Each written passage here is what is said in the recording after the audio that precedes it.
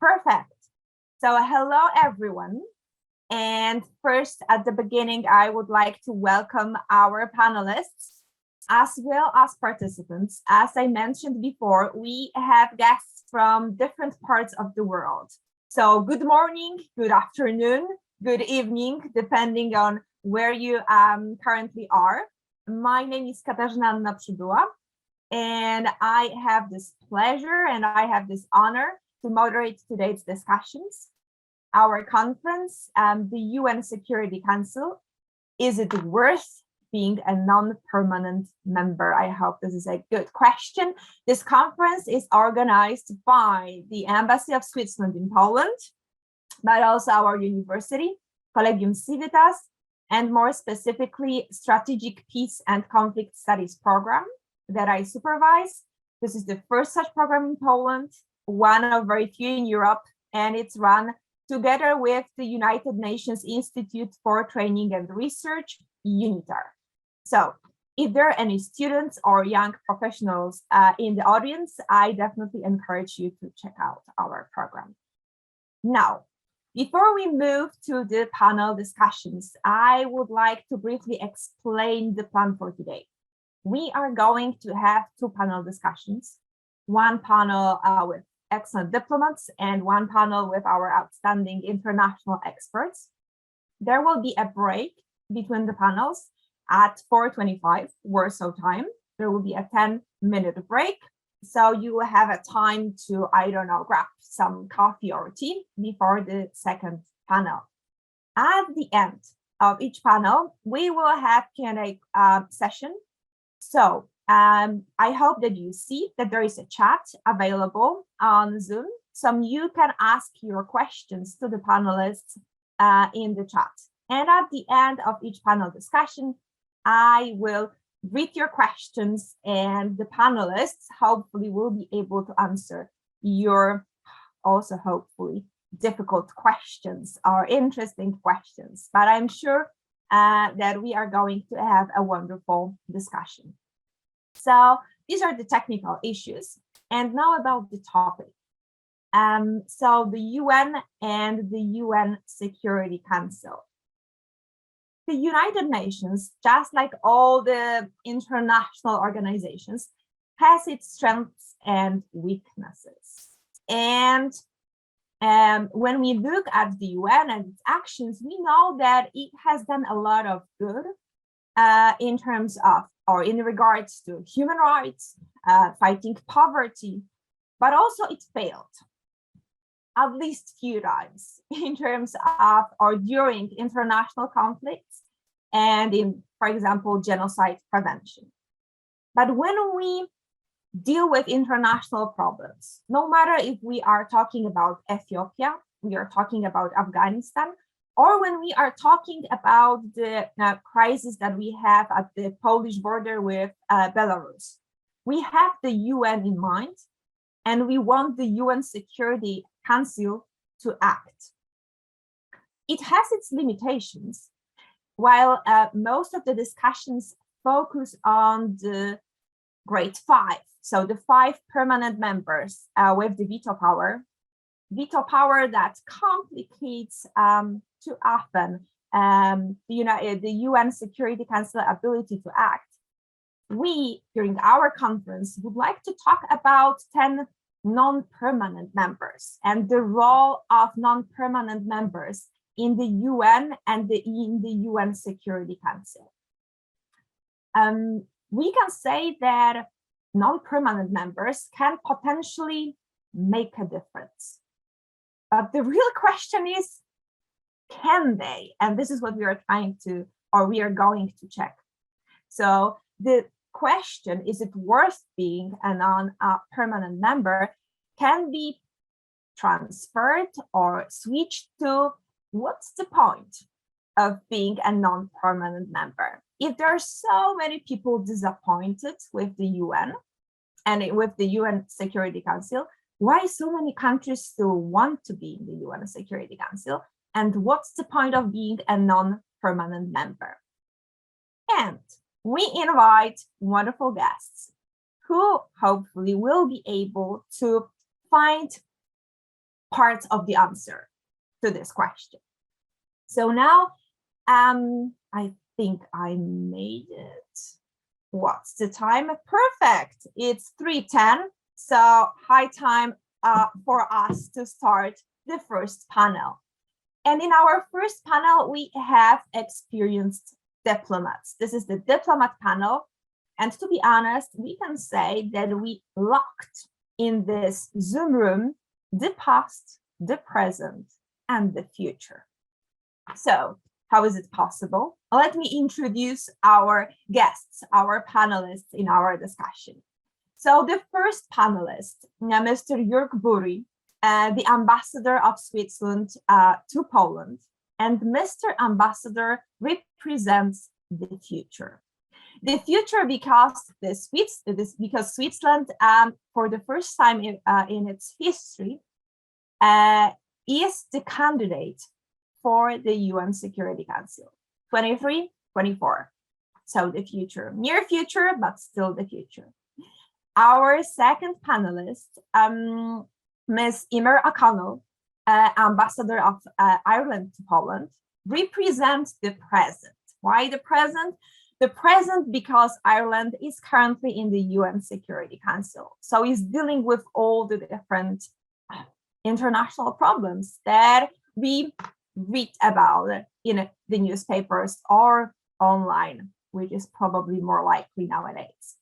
And our third panelist in this panel discussion is Mr. Mariusz Lewicki, who is Deputy Director in the Department of United Nations and Human Rights in the Ministry of Foreign Affairs of Poland. And he represents the past. The past because Poland was in the UN Security Council in 2018, 2019, and Mr. Lewicki was Deputy Representative of Poland to the UN that time. So we are in this panel able to talk about the past, about the present, so how it was, how it is, and how we think it's going to be in the future. But I cannot start this discussion with an easy question. It will be a hard question. So, Mr. Ambassador, it will be a question to you. Switzerland joined the UN in 2002, almost 20 years ago, after a referendum. But Switzerland is known for its neutrality. And now it's planning to be in the UN Security Council and make decisions. So my main question is, why? What are the reasons behind the decision to join the UN Security Council, to be the candidate? And why really Switzerland wants to be in the UN Security Council? So the tough question at the beginning, no easy beginnings here. Mr. Ambassador, the floor is yours. Yeah, thank you, Kasia, for the question. And hello, everybody. And I want to particularly say thank you to the Embassy of Ireland in Poland and to the Ministry of Foreign Affairs in Poland, because first, they spent Friday afternoon here together with us as partners in this webinar. But also they have been very helpful and instrumental when we were actually trying to decide and then set up this candidacy for UN Security Council.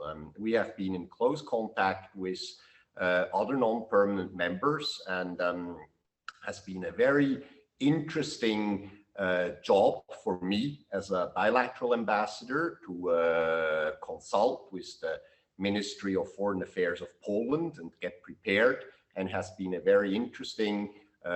Also, we had colleagues from Capital coming here on consultations, and has been a very interesting job or very interesting task for my colleagues from Switzerland also to consult with Ireland. So you're asking about the motivation, and I would say the time is ripe.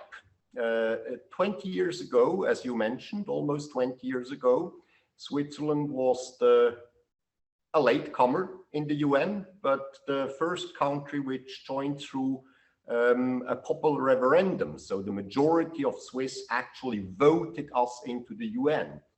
And after 10 years of membership, we decided that we should maybe try a second big step and go into membership of the UN Security Council. And when you say we're the future, we hope we are the future. We're still not elected. The election will take place next summer.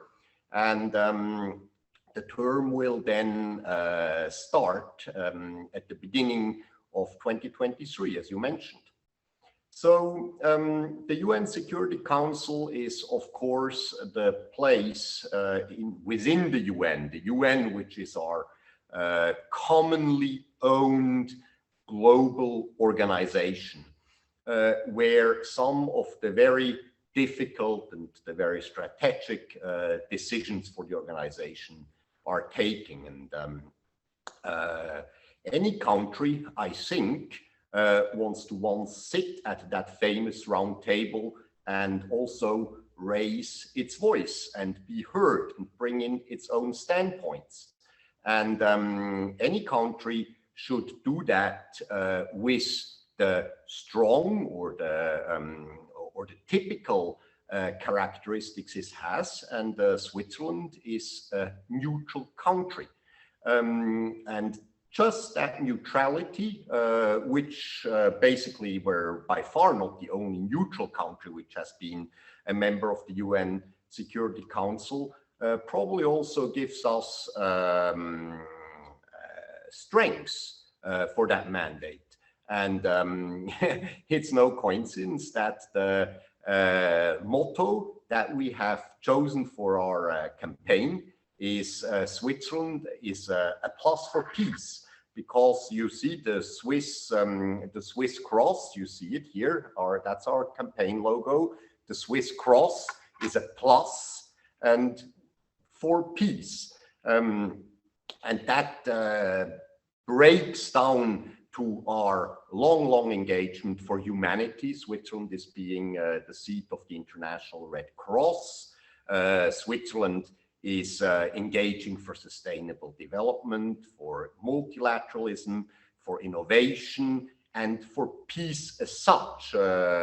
We have always tried to be a strong mediator. We have been offering Geneva, which is the biggest UN duty station and which has been for 100 years the seat also of the UN. As a place where countries meet and where peace process can be shaped. And with all this, this is our heritage. That's what we bring along, together with neutrality. With this, we think we're fit to finally go and sit at that famous round table. Mr. Ambassador, thank you for the explanation and for showing us the motivations. I know that the discussions in Switzerland weren't easy about the candidacy, but I'm sure that there will be some more questions about it. Let us now move to Madam Ambassador. My question is pretty similar. I'm just wondering whether the motivations were the same in the case of Ireland. What were the reasons behind the decision in your case?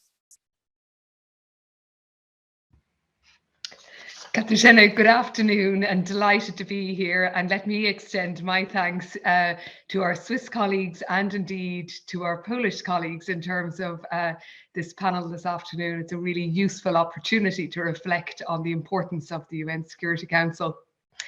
From Ireland's perspective, I would put it simply, the United Nations is effectively part of our DNA. And in fact, as our Minister for Foreign Affairs very much reflected at the time we were running for the Security Council, we ran because we want the UN Security Council to succeed. Maybe I'd break that down a little bit further in terms of three particular areas. Firstly is our commitment to multilateralism. Ireland, as a small nation state, we strongly believe that you cannot address the global problems today without a strong, effective, and very much a representative multilateral system. And for us in Ireland, membership of the UN, as indeed the EU, has really been a core part of our foreign policy for decades. We see our membership of the UN very much as a membership that does not diminish our sovereignty, it really enhances our sovereignty. We also see that it enables essentially us to, essentially we are, by being within the UN, by abiding by international law, brings immeasurable benefits. And as I said earlier, really it is the heart of who we are as a nation and as a people very effectively. I might also, to that end, reflect a little bit on our history, actually. Ireland's membership of the UN is also strongly linked to our own history. We, like Poland, of course, had a long and complicated struggle for our own independence. And in fact, there is a really nice correlation because our current tenure on the UN Security Council actually coincides with the centenary of our own independence in Ireland. And as our permanent representative to the United Nations Security Council has said, Ireland effectively has come of age within the United Nations family. And just maybe then finally, just as a little bit of context, this is actually our current tenure, our 21-22 tenure on the Security Council is in fact the fourth time we have been represented on the Security Council. We were first represented on the Security Council in 1961, not long after we joined actually the UN. We joined in 1955. And we have in effect been on the UN Security Council approximately every 20 years since then. And we really do believe that actually the UN does need principled, engaged, and as I said earlier, representative voices very specifically.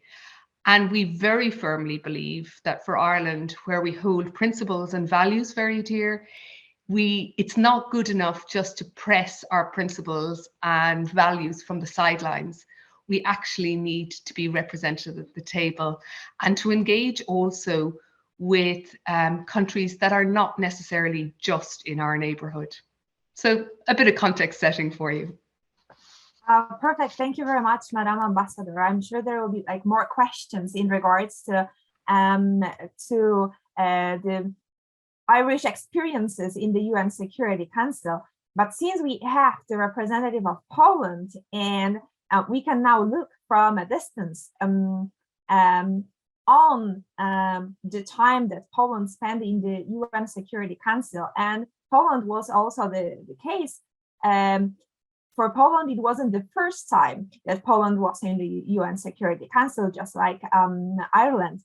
So, Mr. Lewicki, when you look from a perspective, from a distance, at the 2 years of Poland in the UN Security Council, and I'm talking about the last time of Poland in the UN Security Council, was the Polish decision to run for the UN Security Council a good one? Was it worth it?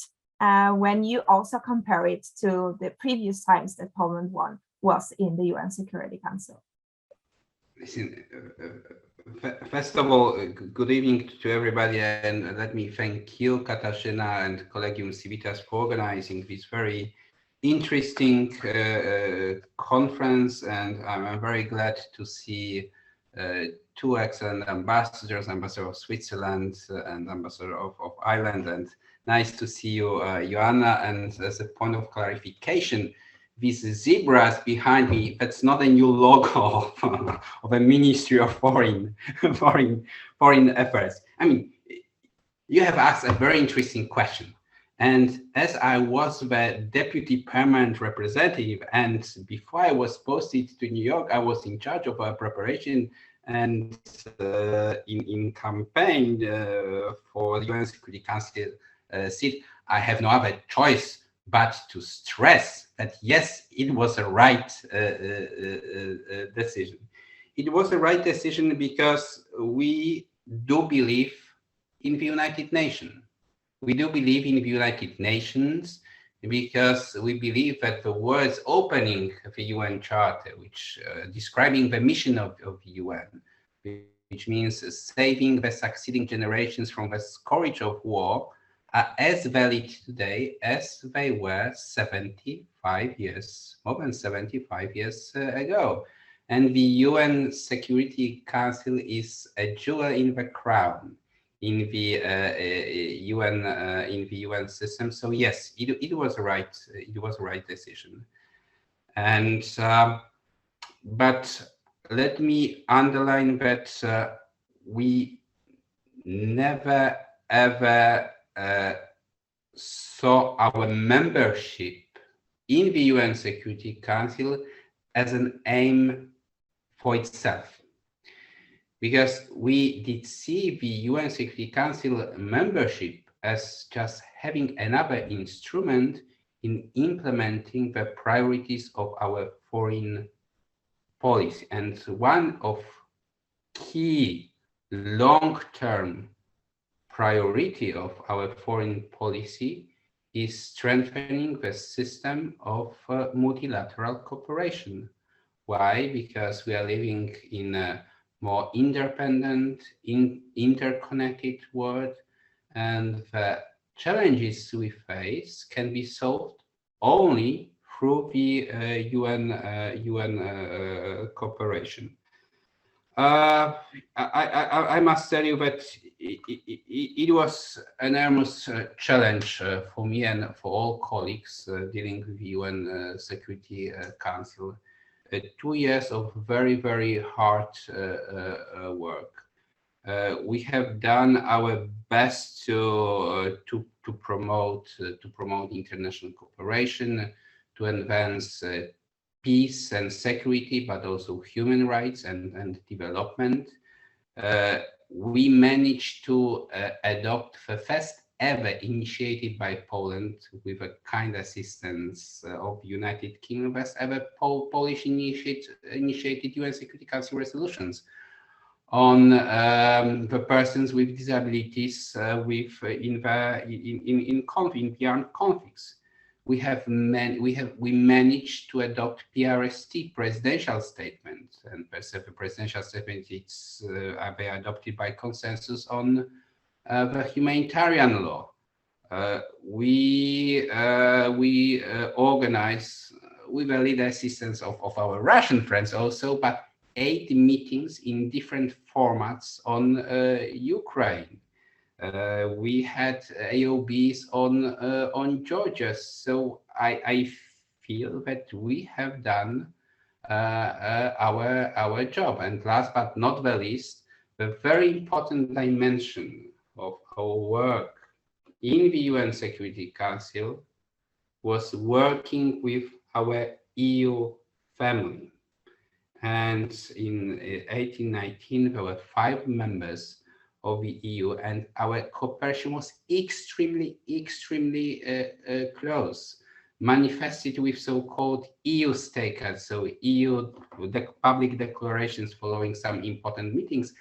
And we had the EU common position even on such sensitive issues like the Middle East. And I do hope that Switzerland, as a very minded country, will have a very close cooperation with us, with the EU, and with our EU friends, members of the UN Security Council. Thank you, Katarzyna. Thank you a lot. My next question was supposed to be about the achievements. So I'm really happy that you mentioned what Poland really achieved, or what are the things that we're able to achieve in the UN Security Council. we will not stop here because we'll talk about the failures and challenges as well. But so be warned now, and that this is, a warning to all of you. But I would like to come back to Madame Ambassador, because since Ireland is currently in the UN Security Council, I would like to ask a question about the achievements, but also the problems that are currently in the UN Security Council. Because when we look at the world events, we have a really, difficult situation in Ethiopia. We have a really difficult situation in Afghanistan. Now we have, since, I'm based in Warsaw, I cannot, talk about the problems without mentioning the problem at the border with Belarus. There are so many different problems. So my question is, what are the things that Ireland is trying to achieve in the UN Security Council? What are the things that your country is trying to put on the table, and how hard it is? Because I'm sure that it's not an easy work, as Mr. Lewicki mentioned, that it wasn't easy to achieve all of this, and these were hard 2 years, and I'm sure that it's not easy for any of the countries that are currently in the UN Security Council. So what's on the table? What are the issues that Ireland is trying to push, and how hard it is?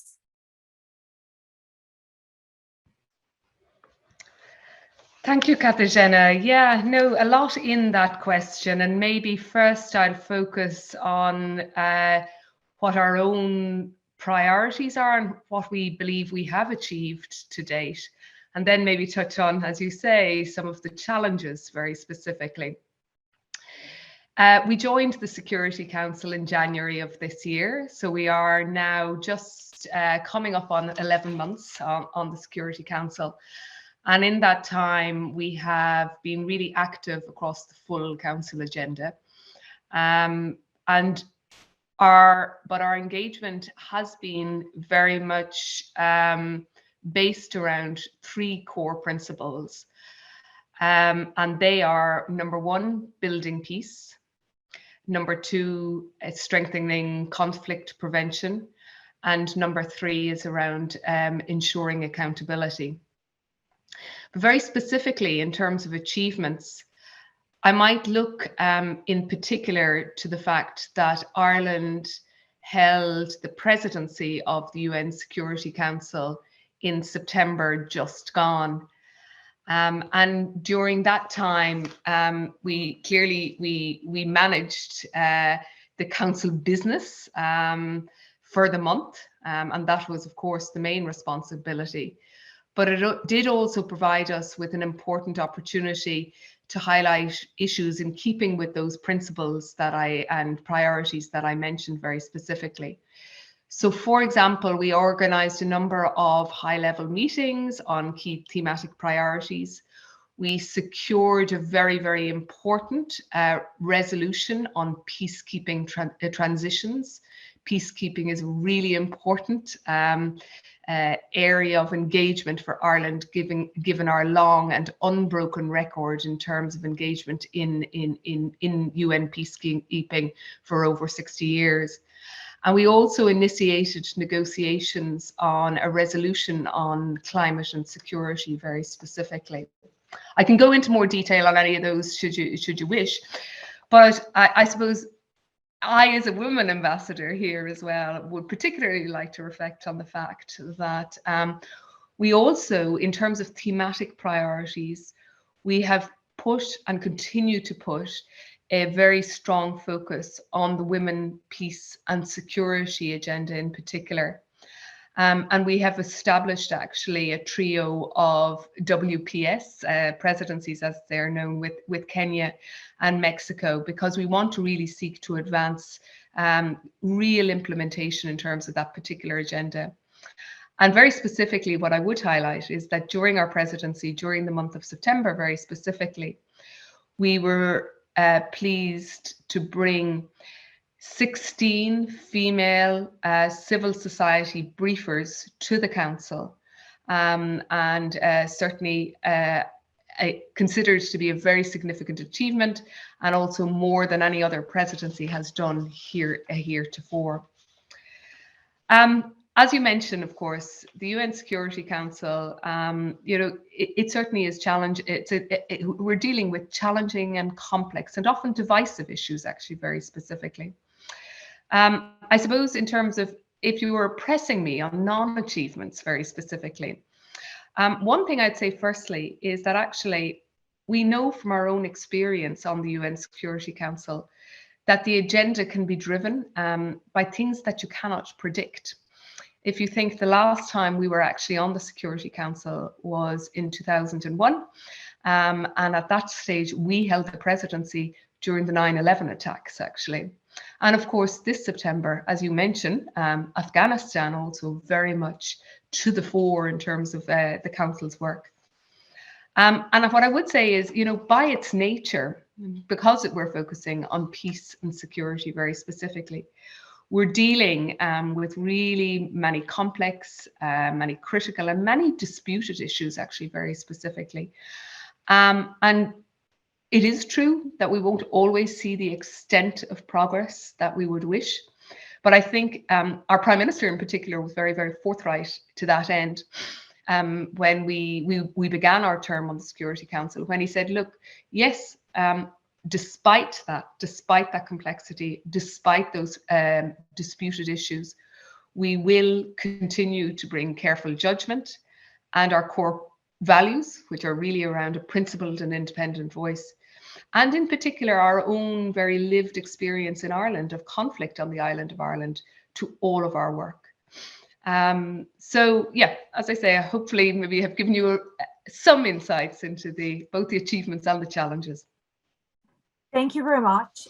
It's really interesting to hear how hard it is to work and what are the details, because often when we hear about the UN, we hear about the big topics that can be on the front page of a newspaper, and we do not know what is the daily work of the people in the UN and in the UN Security Council. And there are so many topics, discussions, and the decisions that are on the table and that people are dealing with. This is something that when you are really interested, you can definitely follow the information. But there are so many topics that it's really hard to see when you check what a non-permanent member is doing, like what really is their work, what are the achievements, what are the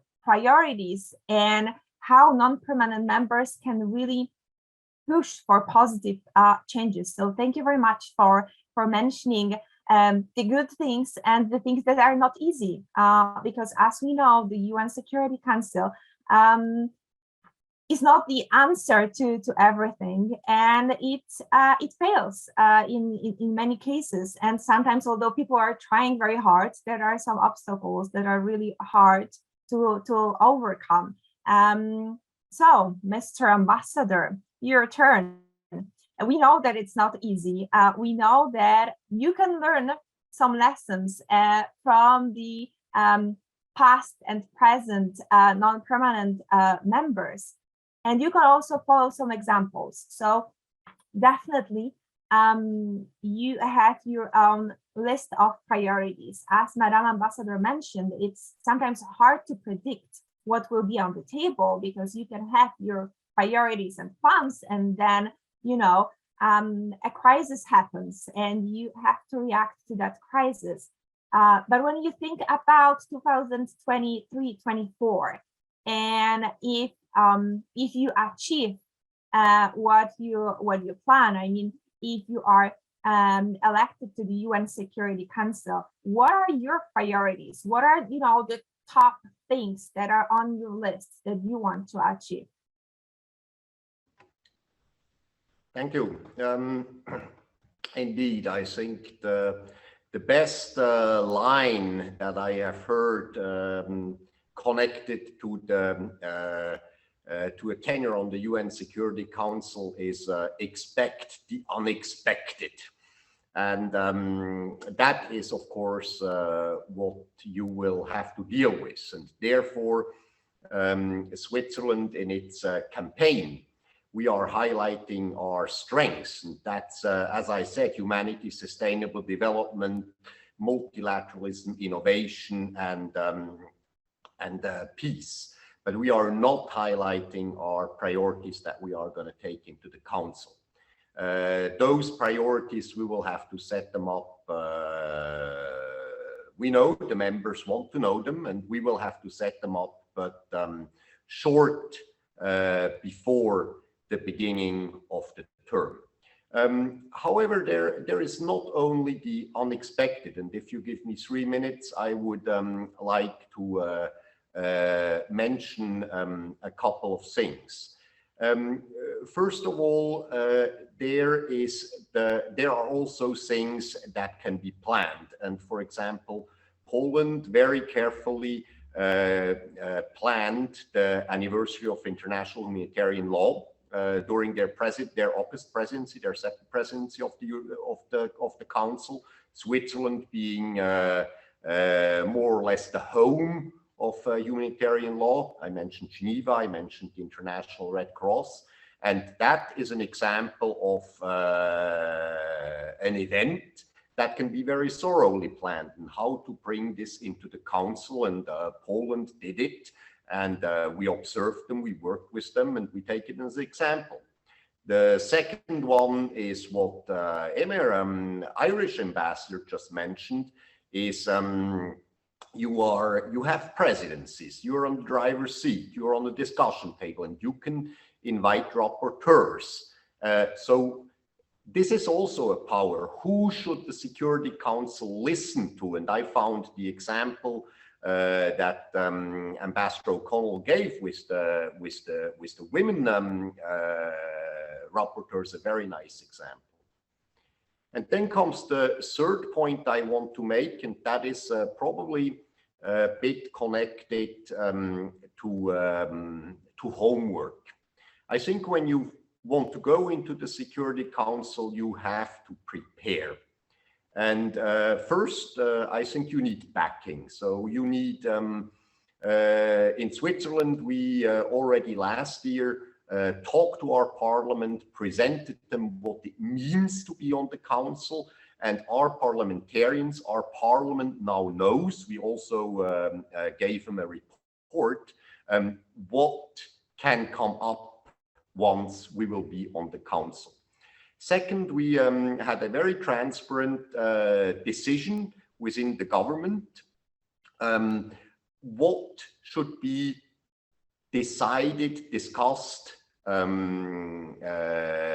as to our position on diplomatic level, and what has to be brought back into the government, so that all the department, not just foreign affairs, is involved, not just presidency is involved. And we have a very clear line that says that as soon as it's about international decisions about international territorial with international territorial effect, new sanction regimes, authorization of military interventions, it has to go onto the government table. So that's how you get the backing. When everybody knows what's going to happen at the mission, at the Perm Rep in New York, at the Security Council table, when it takes a certain dimension, it's going to come back.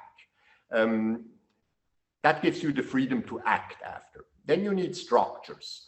And we have learned a lot from also previous members that, for example, you need a very good reporting system over the African sub-Saharan conflict regions. We have been adapting our diplomatic network with that perspective. We have, I remember the discussion we had, Mariusz, when we were talking about your presidency of the Sudan Sanction Committee and the challenges that you faced, and we learned the lessons. So we're strengthening our sub-Sahara postings. Of course, we're also strengthening the mission, but that's more obvious. And then you have to do a certain certain mid to long-term personnel planning, because you need very committed, very sharp, and very good diplomats in New York. And we have, hard to say for me as a man, but we have a female team, as others had. Poland also had a female perm rep, and we very much count on our team also. So if I summarize, I think it's you have to prepare yourself, but you can also prepare certain things. And you can mostly think, where are my strengths, so that you do where you're strong at. And there, Switzerland, I think, has several assets. Thank you. Mr. Ambassador, and when preparing the candidature, were you following any examples from the past? You mentioned that you were consulting with Poland, with Ireland, but was there any, particular example that you felt that was similar to your case, or you were maybe your campaign was based on the campaign of any other country because you felt that there were some similarities with your case? Mm-hmm. That's an interesting question. And I could answer it in two ways. When you say campaign, you could say on the one hand would be the campaign how to get the votes of the member states. So we did not particularly we are not particularly following a model, but of course we like the overwhelming result that Poland had for its second election. But when I say, but I could also answer it the other way, and that's probably the more interesting way. When we were building this backing, this comprehension for the role of Switzerland, possibly in the Security Council, it was for us, of course, very interesting with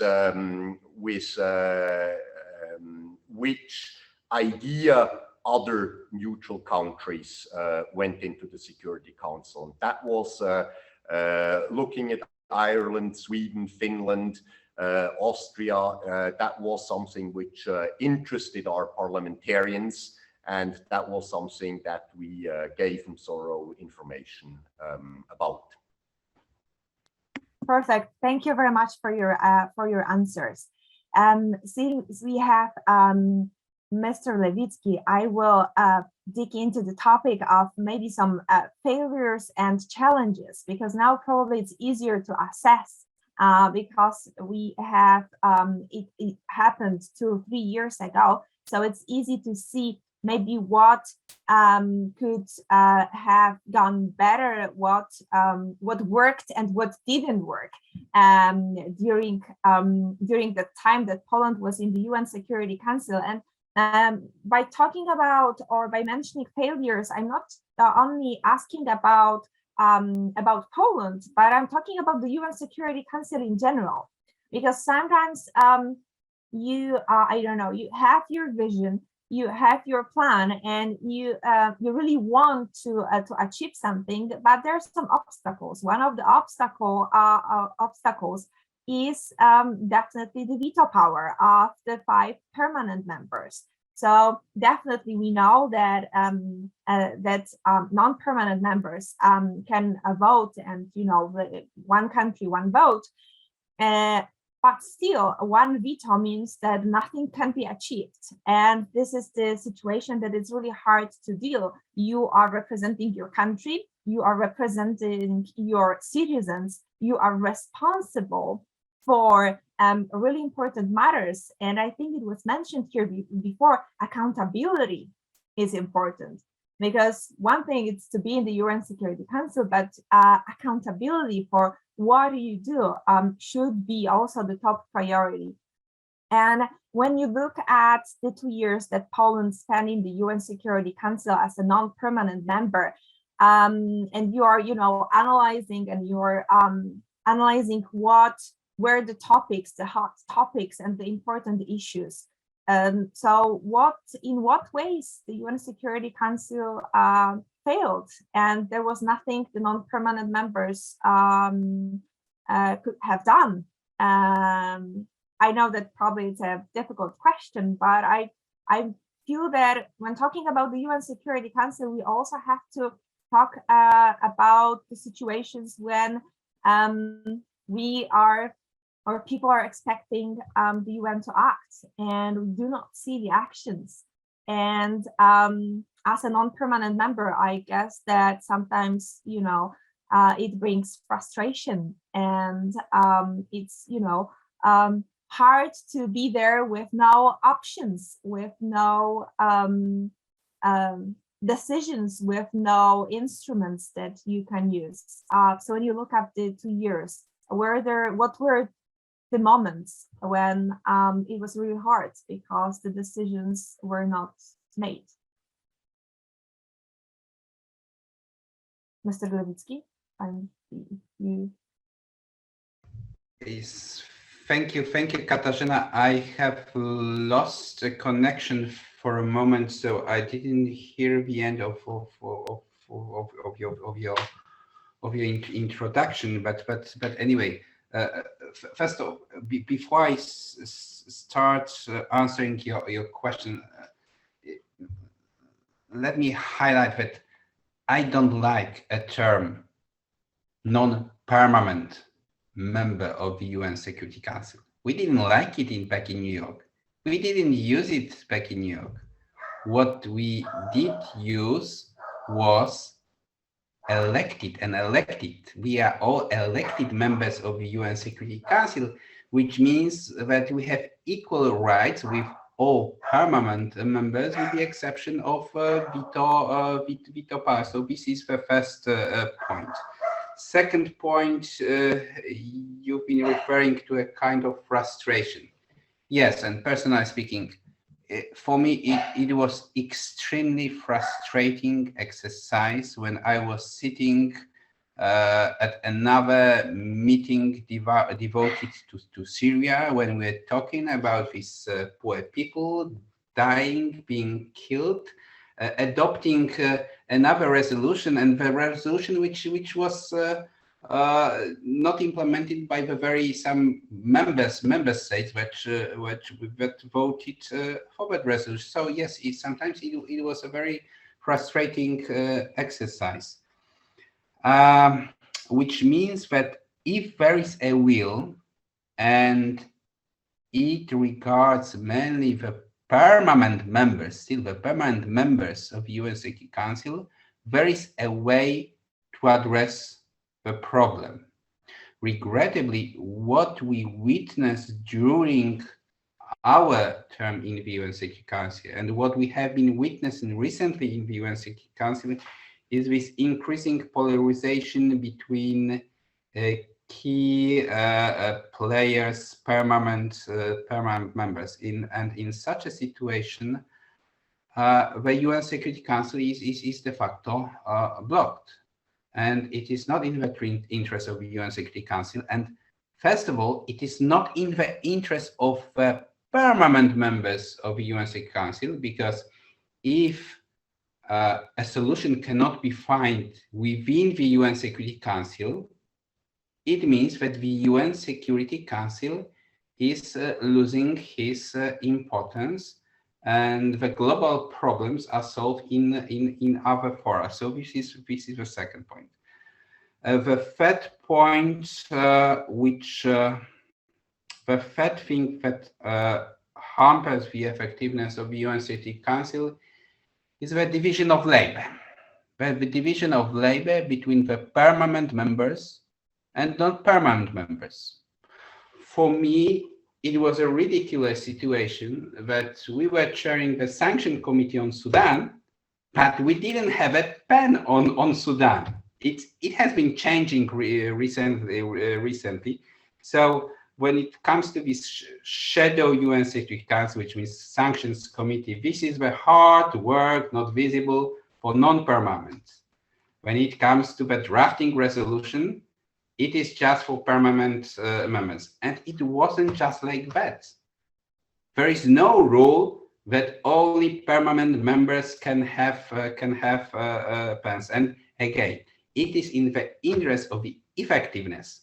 It is in the interest of sustaining credibility of the Security Council to have more firm, more justice division of labor.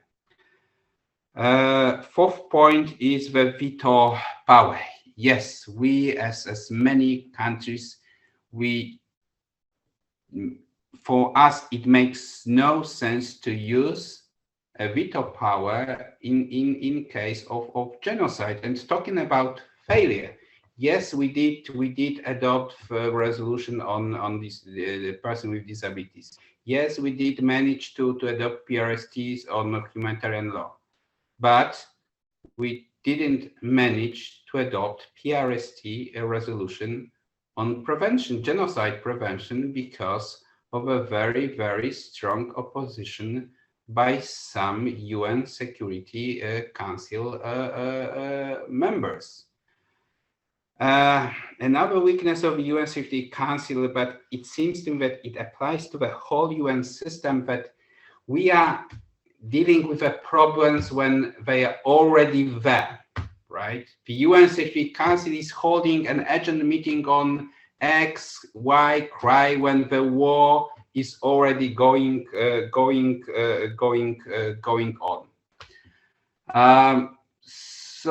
But it is also, in that respect, it is also a role, it seems to me, of a Secretary General, of a Secretariat, to be more proactive in a way to draw the attention of the Security Council to the emerging conflicts. And lastly, I do believe that the Security Council should deal in a more effective way also regarding, let's call it, thematic issue, right? Estonia, great job on cybersecurity, climate change. All these issues, all these global challenges are impacting directly the security. And what we need, we need the debates in the UN Security Council, but we need some very concrete steps to be adopted by the UN Security Council and to be implemented by the UN and by the UN member states. Yeah, I guess that's all on my side. Thank you, Katarzyna.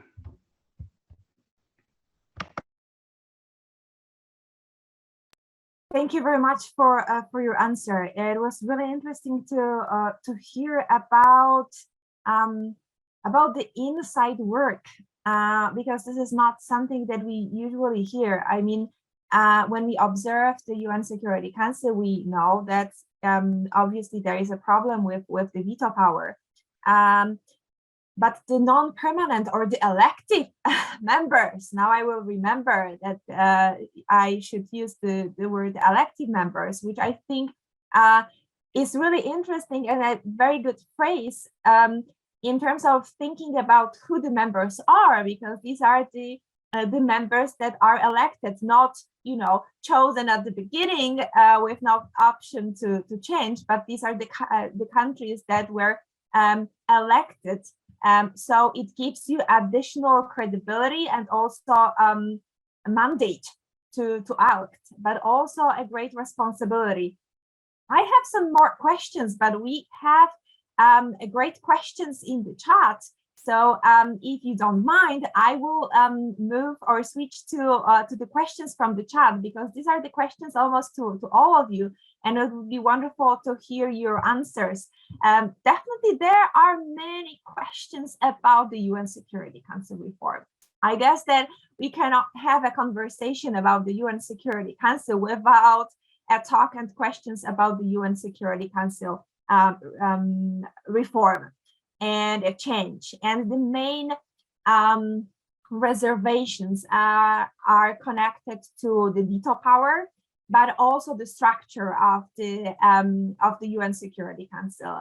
I mean, the representation of different regions and even continents, especially when we think about the 5 members with the veto power. So let me move to the questions connected to the reform of the UN Security Council. So one question is, and we have a guest from the Ivory Coast, a country that just completed its 2 year as a non-permanent member. And the question is to all panelists, do you know when one African country will have a voting right, meaning being a permanent member? So what are the chances of the UN Security Council report?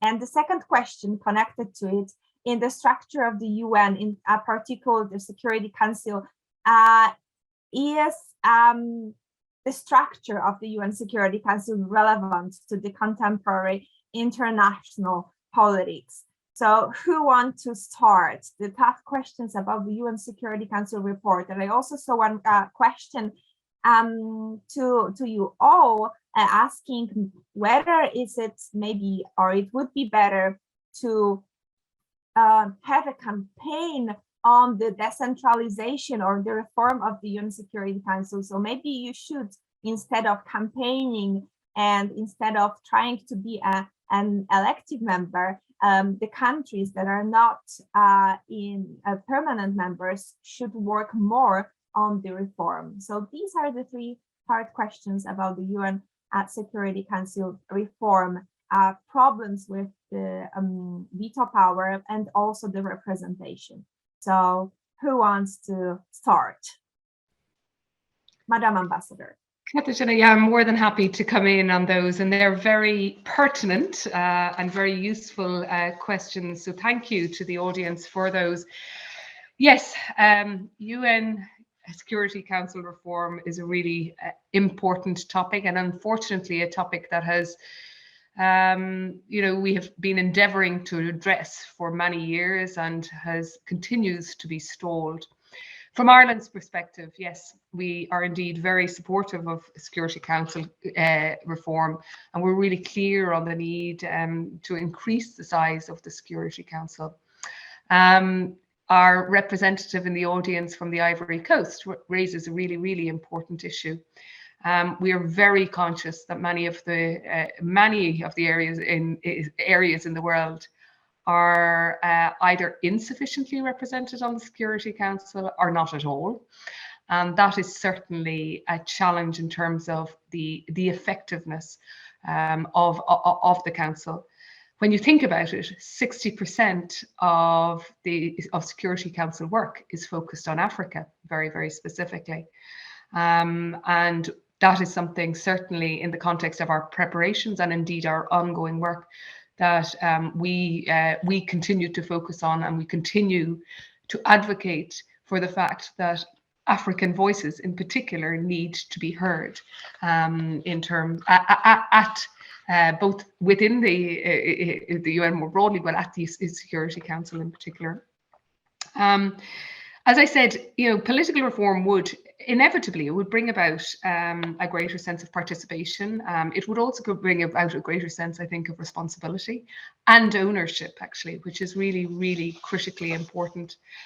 And whilst the reform has been, most certainly, it has been stalled, we as Ireland are most certainly convinced that we need to persist in terms of that reform. And what I would say more broadly is, from our own perspective, we are open to to various models of reform, including new permanent seats as well.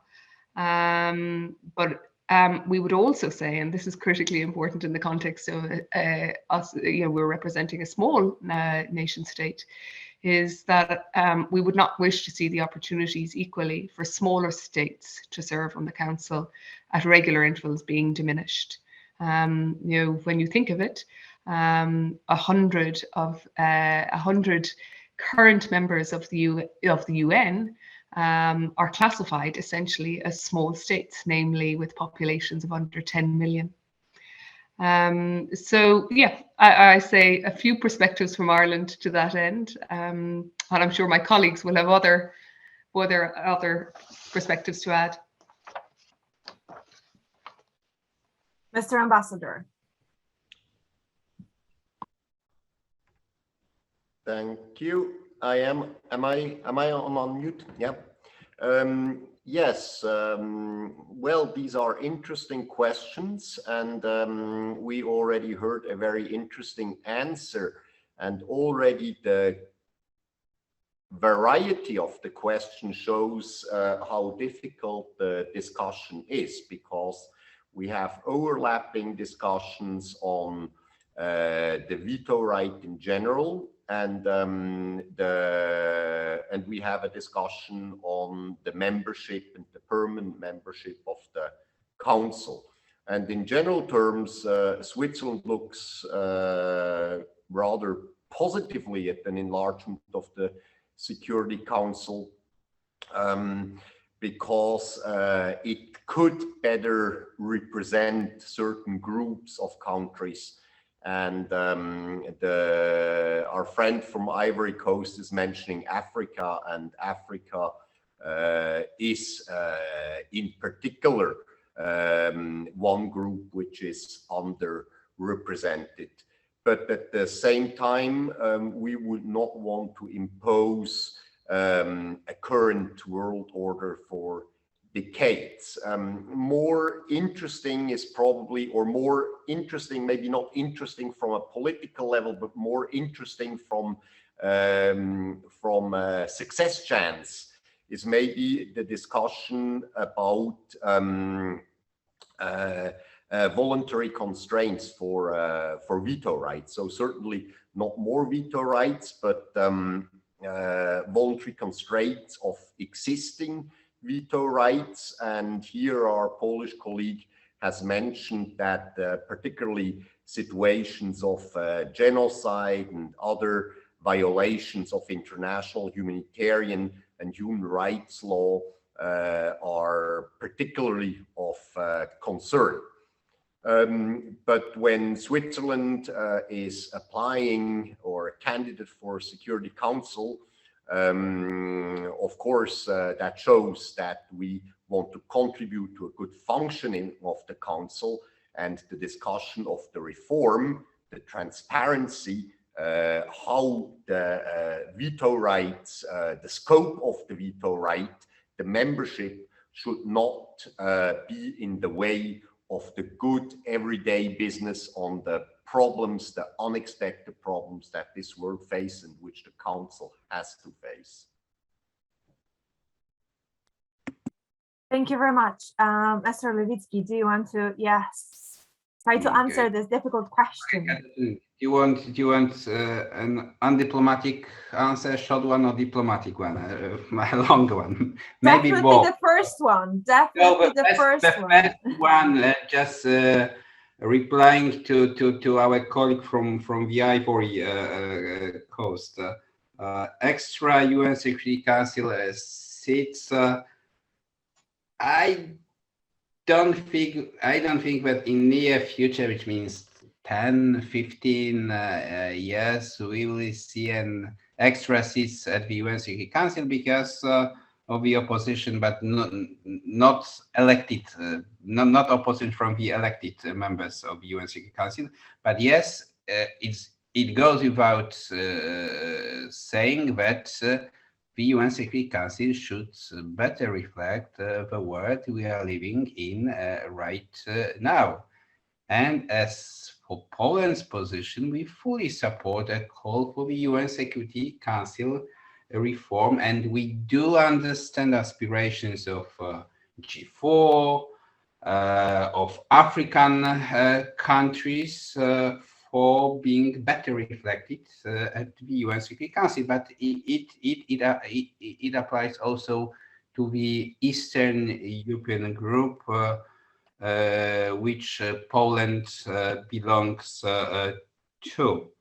But I would see the UN Security Council reform as a step-by-step approach. So first, as already mentioned, highlighted by Ambassador Burri, by Ambassador O'Connell, and I guess we have a member of this ACT group at New York, we should limit use of veto power in terms of very vivid cases of genocide.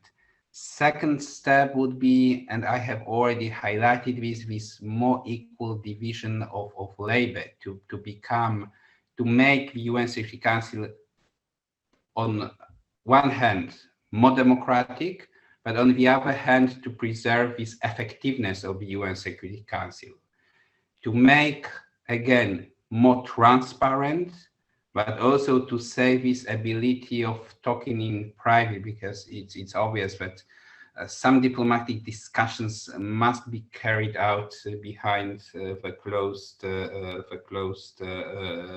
door.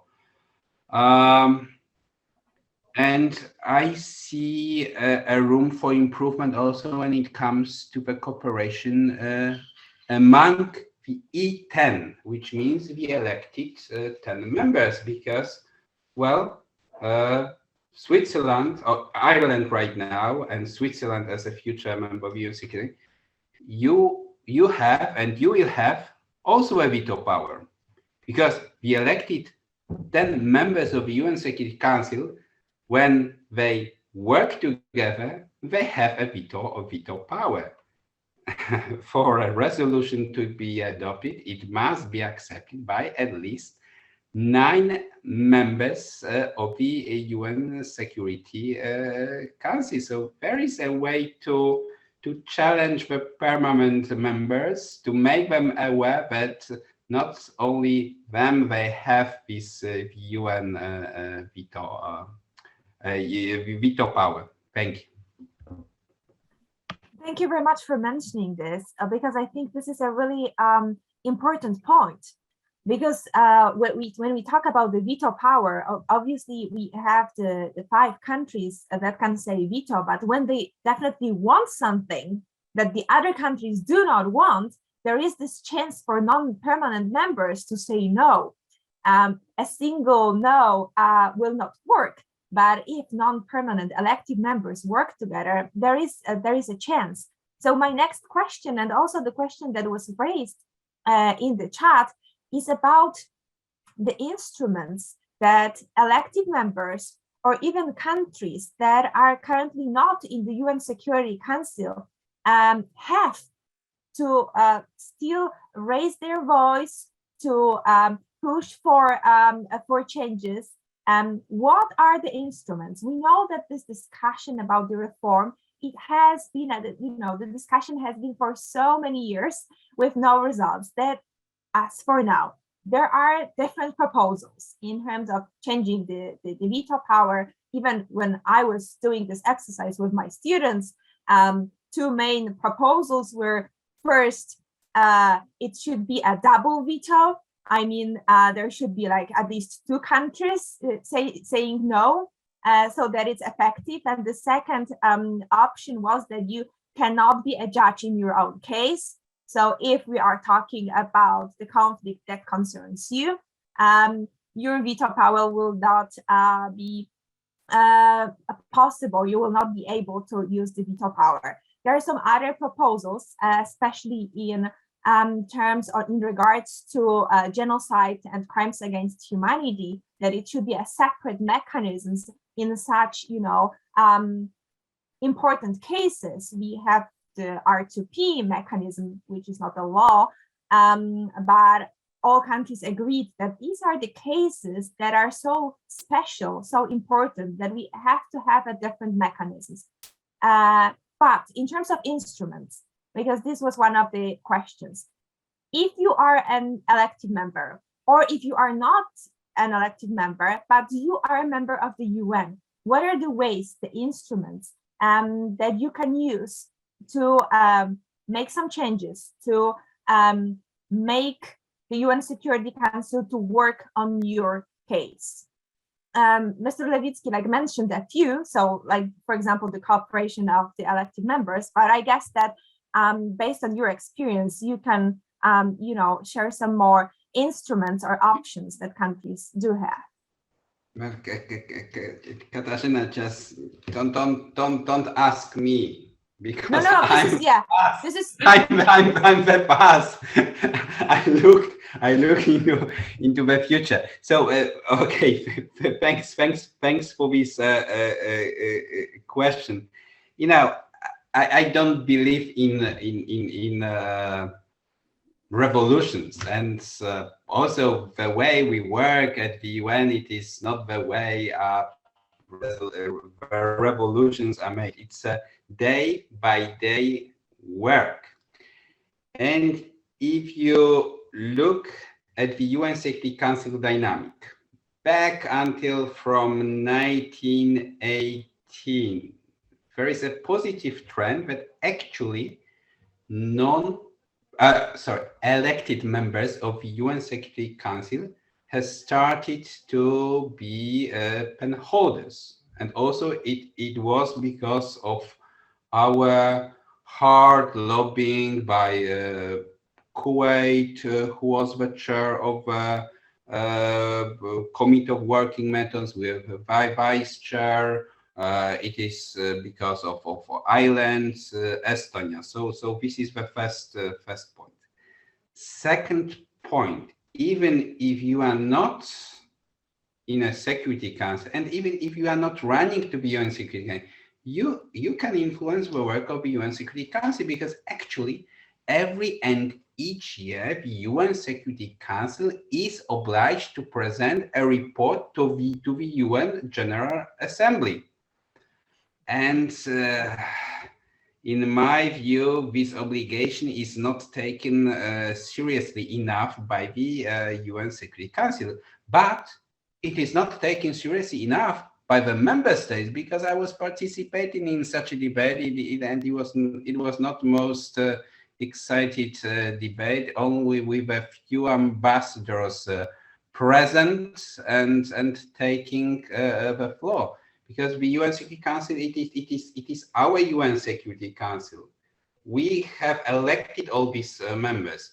We have adopted the UN Charter with these 5 permanent members, so they have a kind of responsibility to us. But it's up to us to ensure that we will provide a kind of accountability to the UN Security Council members. And the civil society, I'm a great fan of civil society, of media. There should be also stronger push by the civil society in the back in the country members, by the French civil society, I don't know, Irish, Swiss civil society, to make the UN Security Council to be more accountable. Particularly, let me stress once again, when it comes to these very flagrant cases of violation of international law or genocide or crime against humanity. Thank you, Katarzyna. Thanks a lot. I think Madam Ambassador unmuting herself a few minutes ago. So No, not at all. But I think Mariusz raises a number of really important points. And in fact, I would start with the UN Charter. The UN Charter very specifically says, we the peoples. So it is absolutely about each and every one of the UN member states. And ultimately, we do feel that the UN can actually only work effectively when we, its members, its peoples, effectively, allow it. And when we deliver the necessary resources, the support, the political will, and the really constructive engagement essentially needed for it to deliver. So I think that is really critically important to kind of just set a bit of a context, essentially. I also fully concur with Mariusz about the terminology. We are indeed, when we consider ourselves as E10, to be elected members. And as he rightly says, the UN and the UNSC rather cannot take any action without 9 votes. So we really do play an important role. But I might draw, just when you talk about instruments, actually very specifically, and you referenced earlier on the current developments on the Polish-Belarus border very specifically. And when you look at that, actually, I think it is a clear indication of where both elected and future members actually come together to work on a particular issue. Just last week, Ireland joined other EU members of the Security Council, namely France and Estonia, in calling for an AOB discussion on Belarus. And through that, we expressed really our very significant concern in terms of the deteriorating situation at the EU-Belarus border. And we condemn very specifically the instrumentalization of migrants, of people, for political purposes. And we were very clear on the need to prevent a humanitarian crisis unfolding. And the subsequent press stakeout that was undertaken by those elected members, and indeed we were joined also by Norway as an elected member, but also the UK and the US, as well.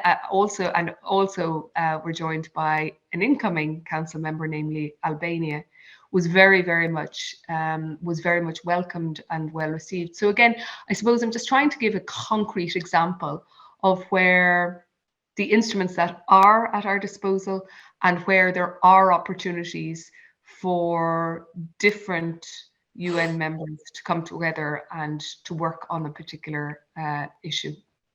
Thank you very much for these examples.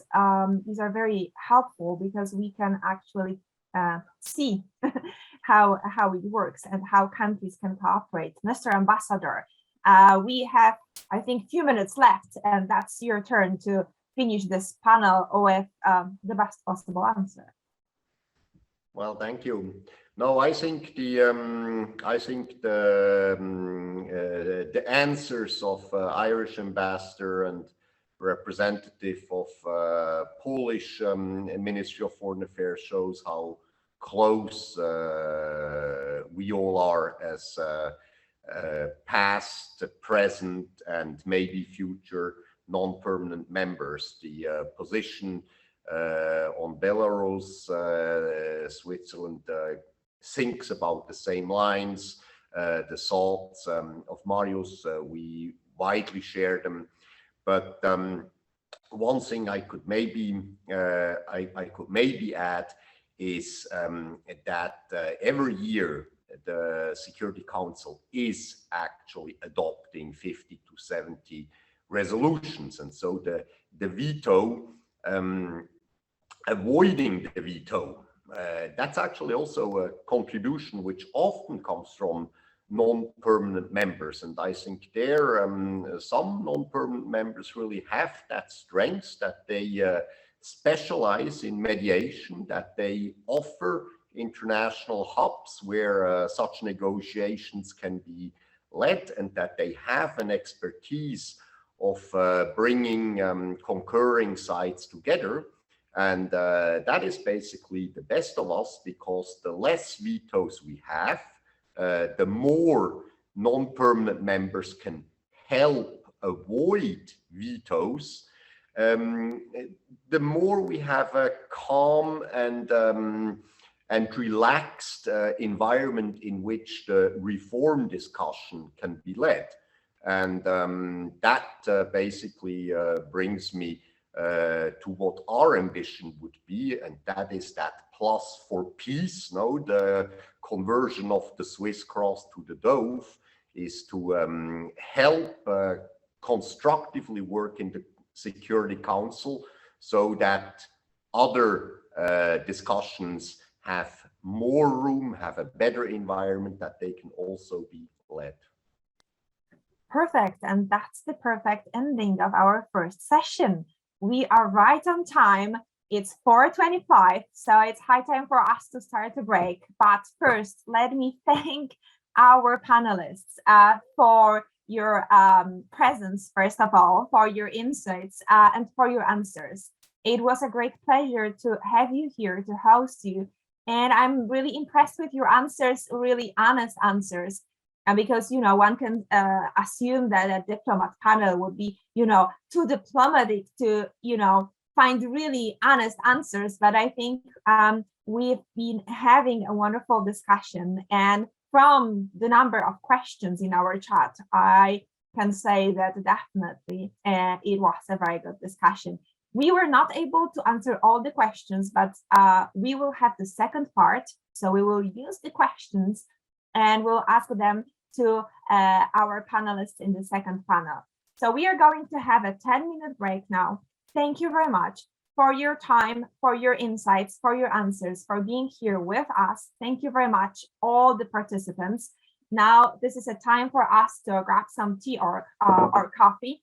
And in 10 minutes, we will start the second panel, this time with international experts. But do not leave us. Please stay here for the second part of the discussion. Thank you very much and see you in 10 minutes. Thank you, Katarzyna. Thank you to all participants. Thank you. Thank you very much.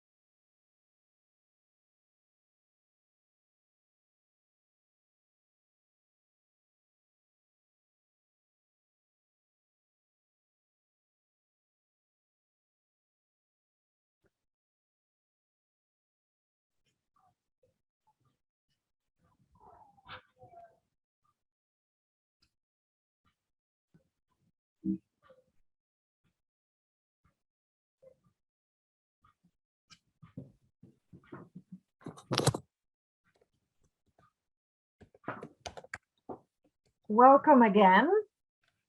Let's give our panelists 2 more minutes to prepare themselves, turn on their cameras, and we'll start the second part of our conference.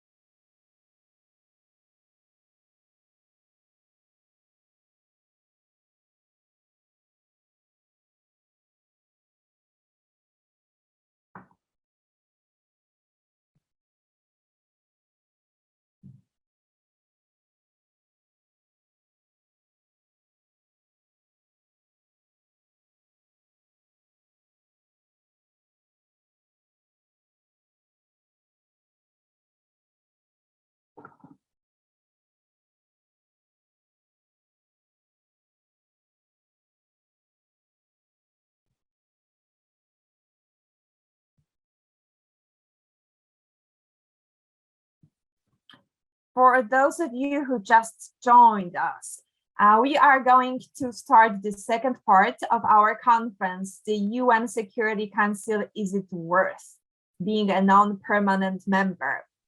We finished the first panel discussion with diplomats, and I think the discussion was quite interesting, not very diplomatic. And I look forward to the second part.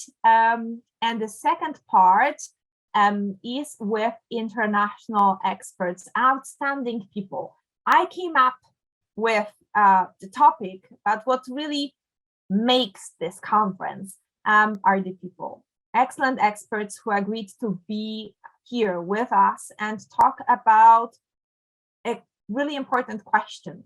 So the role of elected members, non-permanent members of the UN Security Council, their role, their impact, and what's the point of being a non-permanent elected member. So we were able to see the perspective of diplomats, and now we will hear from the experts, people who are observing or who has been observing the UN Security Council for a long time. And in the second panel, outstanding experts. So let me introduce the experts that we have today. Now I see that we lost Marcin Bużański. I don't know what happened, so hopefully he will join us in a minute. So I will start with the ladies that we have, excellent experts. I'm thrilled that you were able to join us. Oh, Marcin is back. Wonderful. But we will start with Joanna Weschler. And as you probably saw, or on our, posts on social media, in the invitations, we just wrote the UN Security Council and human rights expert. But when you check Joanna out on the internet, you will see that she is not just an expert on the UN Security Council. She is the former deputy executive director of the Security Council report.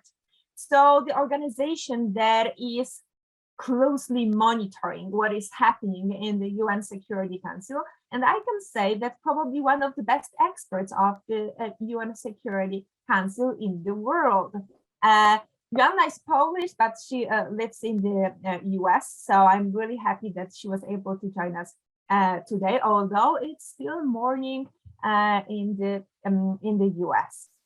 Our second guest, our second panelist here is Agnieszka Więcik-Wisala. Agnieszka is a professor, researcher, a lecturer at the University of Warsaw. She published a lot on human rights issues, international crimes, and she will be able to talk about the UN Security Council from a perspective of human rights and violations of human rights and international crimes. So thank you very much for being here with us. I know that I think you had to finish your class earlier to join the conference, so I'm really glad that your students agreed and that you were able to join us. And the third panelist, Marcin Bużański. Also, we just wrote international affairs expert and of course lecturer at Collegium Civitas, but that's not enough. Marcin is an experienced leader, but also former employee of the UNDP, UNICEF. And he will be able to give us also a different perspective because he worked on the ground with the projects of the United Nations projects, for example, in Somalia, but also in Afghanistan and Iraq. So 3 different perspectives, but one question, still the same.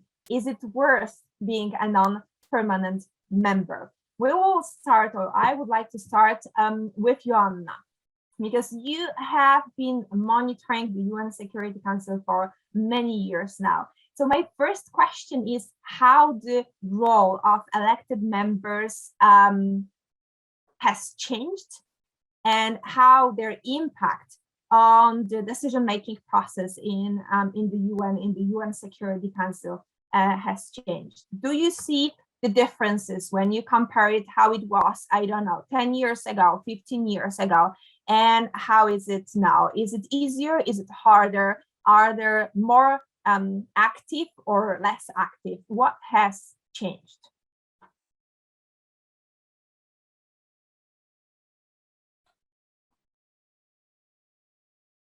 You have to unmute yourself. Okay, I think I finally succeeded. Perfect. Thank you, Katarzyna. Thank you for inviting me to this meeting. It's really a great honor, but also a lot of fun to be part of this conversation.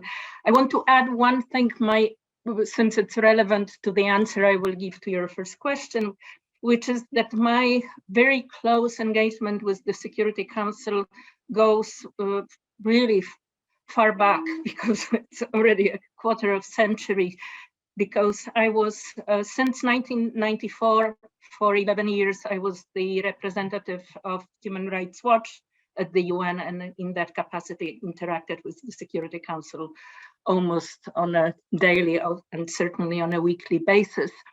And having this period of 25 years and looking back, I can say that the role of the elected members is something that actually is not a straight line. It fluctuates. It sometimes is absolutely critical, and sometimes elected members are in a situation in which they are almost irrelevant, or at least there is an effort to make them as little relevant as possible. And I think in answer to the overall question that you asked of all participants, is it worth to be an elected member on the Security Council? I will say that absolutely yes, that it's not only worth, but in fact, currently the elected members are the biggest hope of the Security Council, that it will start functioning the way it should again, and that it will be doing its job, which is the maintenance of international peace and security. Because if you look, and I think Mariusz spoke about it in the previous panel, there are so many things that aren't even touched by the Security Council due to the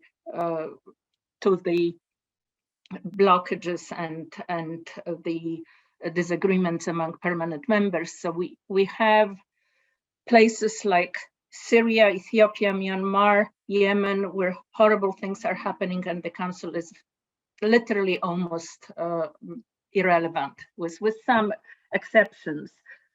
So as I said, elected members are absolutely key if we want the global peace and security system to function.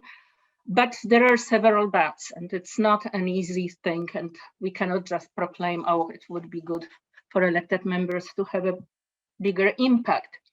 So first of all, the elected members need to come into the council with a certain set of mind, and they need to be prepared to function within the whole Security Council ecosystem, and not just things that they hear from their predecessors that are the domain of elected members, and they cannot really play with serious issues.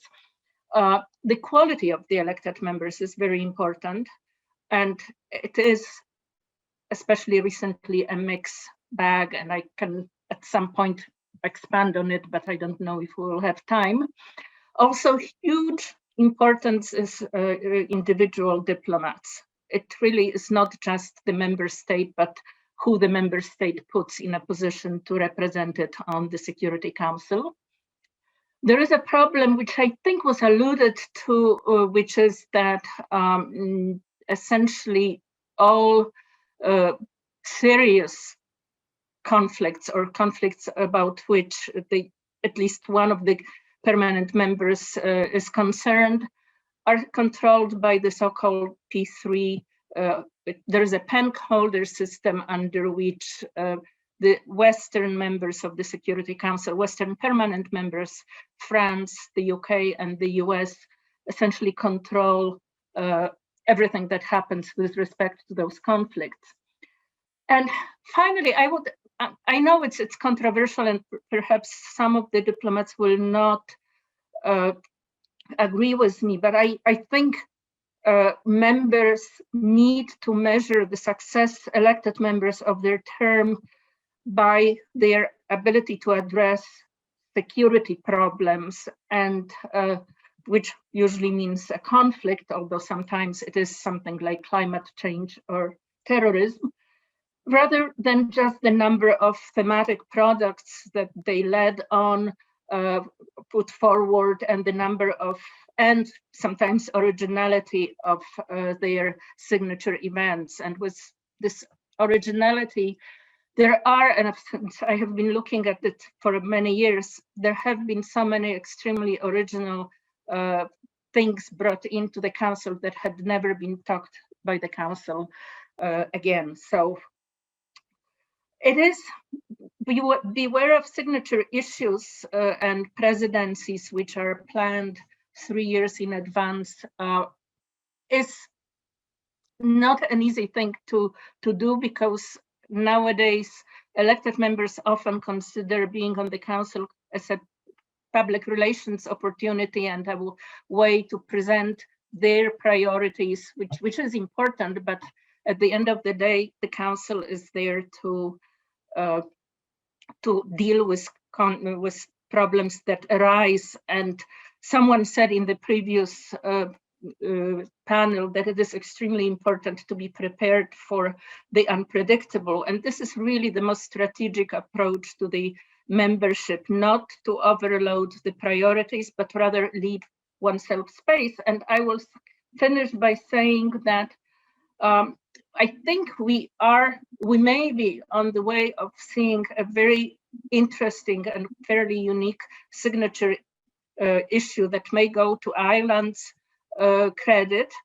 The jury is still out because we are early, but Ireland took extremely important and active role on Ethiopia. The Security Council sat on the issue of Ethiopia forever, and it was Ireland which essentially forced the first discussions in the council, forced the public discussion, wrote the text of a press statement. The statement was adopted by, of course, all the press statements are by consensus, but with support of the African members. So this is a huge thing, and it's doable. It's very hard work. Now I'll stop here. Thank you very much. You raised so many important topics and issues in regards to the UN Security Council, and I do hope that we'll be able to come back to some of the things that you mentioned. For example, the importance of ambassadors and special representatives of countries in the UN Security Council, as well as the obstacles and the ways how to measure the success, because definitely diplomats' perspective is different than experts' perspective. When you are inside and you are working as a representative of your country, your perspective is different, and you encounter different obstacles, challenges, etc. And when you look from outside, you see a different perspective, often a bigger perspective, and it's easier to assess. So thank you very much for mentioning so many topics that I do hope that we'll be able at least to address a bit in our panel discussion. But I would like to now move to Agnieszka, because Agnieszka, you are dealing with human rights violations, you deal with international crimes. And I'm just wondering, from your perspective, when you look at elected members, how do you assess their work in regards to human rights issues and, you know, gross international violations, international crimes? First of all, thank you very much for inviting me. I feel very honored to participate in this meeting. And of course, I know Marcin Bużański very well, and I appreciate his expertise. But I also would like to say to Joanna Weschler that when I was a student, I read her article about non-governmental organizations, which was published in Polish Quarterly of International Affairs. And it inspired me a lot. So I don't know, I'm not sure if Joanna can hear me, but I just wanted to use this opportunity and to say that. I also don't feel very comfortable because I couldn't participate in the previous session, but not losing our time. Yes, that's true that for me, last year's the question of mass atrocities, mass human rights violations, and the Security Council approach was of special interest. And I spent some time in Geneva, New York, but also I did some research in Rwanda, and I had some opportunities to talk with survivors of the genocide. And I can say that on the one hand, comparing Security Council's performance after 1989 and before, we can say that huge improvement was made. Because during the Cold War, human rights almost never, very rarely, was a subject of the discussion.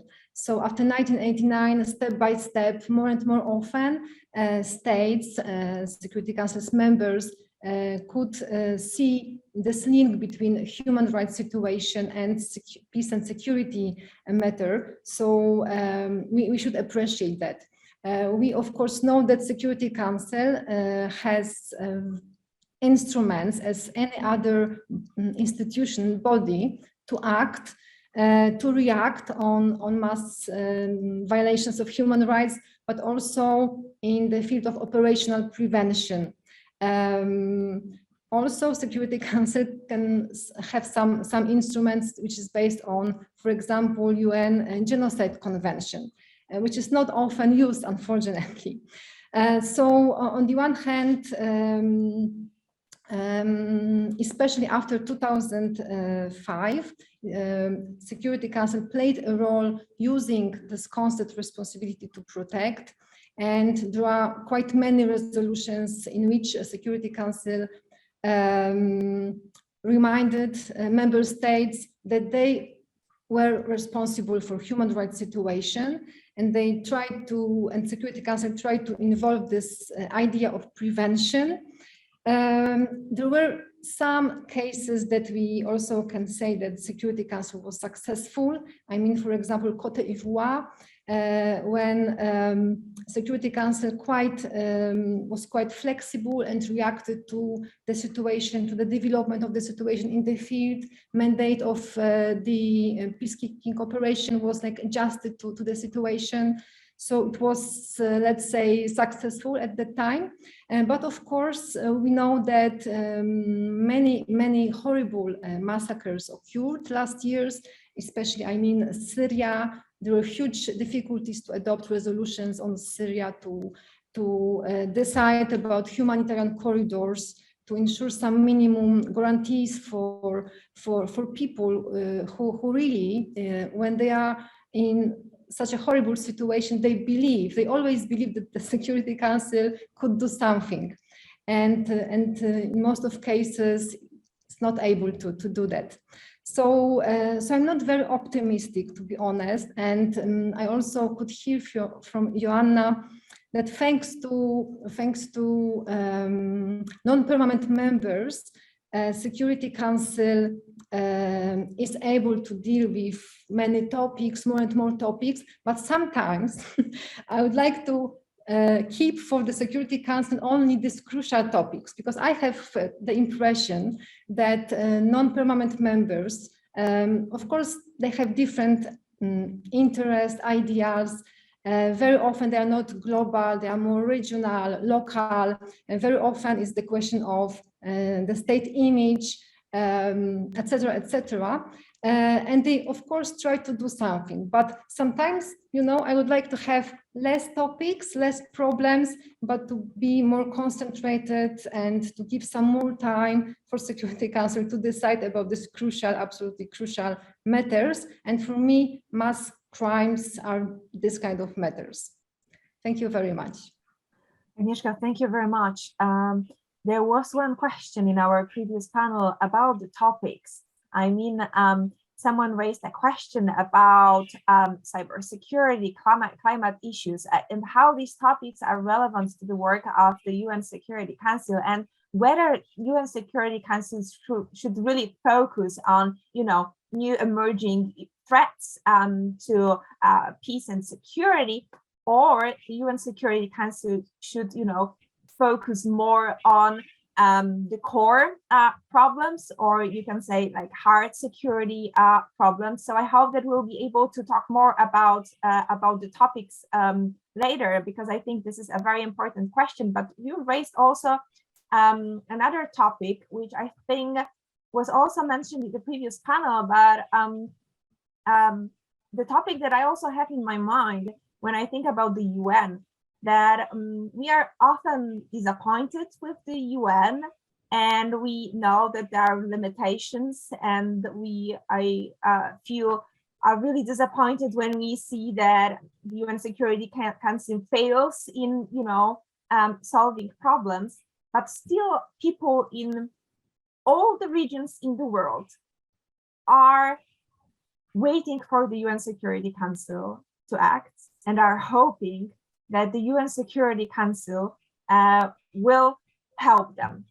So although we know that it's not perfect, we claim that it's not effective, we do have this hope that the UN is still the biggest and the most powerful organization, that there is the UN Security Council that should deal with peace and security issues. And when something is happening, when there is a conflict, internal, international, we hope that the UN Security Council will act, and we ask the UN Security Council to act.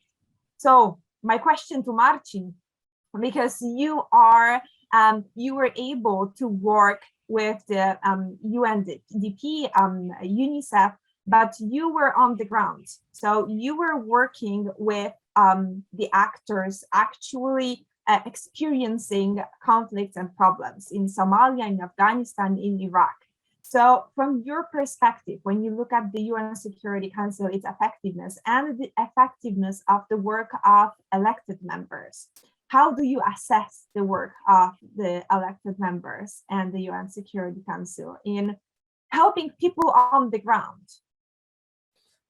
Thank you very much for this very easy question, Katarzyna. Of course, it's not easy, but let me start by thanking very much for the invitation for this fascinating event. And it's an enormous pleasure and an honor for me to sit with such great co-panelists. And then, of course, I had multiple occasions to meet Agnieszka and Joanna, and it's a great opportunity to discuss this topic. So again, thank you very much for that. I was thinking sort of how to tackle your question. If you're thinking about the UN's role as they're perceived, let's say, on the ground or in the field when the conflicts are happening, and is everybody looking towards New York, to see the Security Council act really and provide some kind of a solution.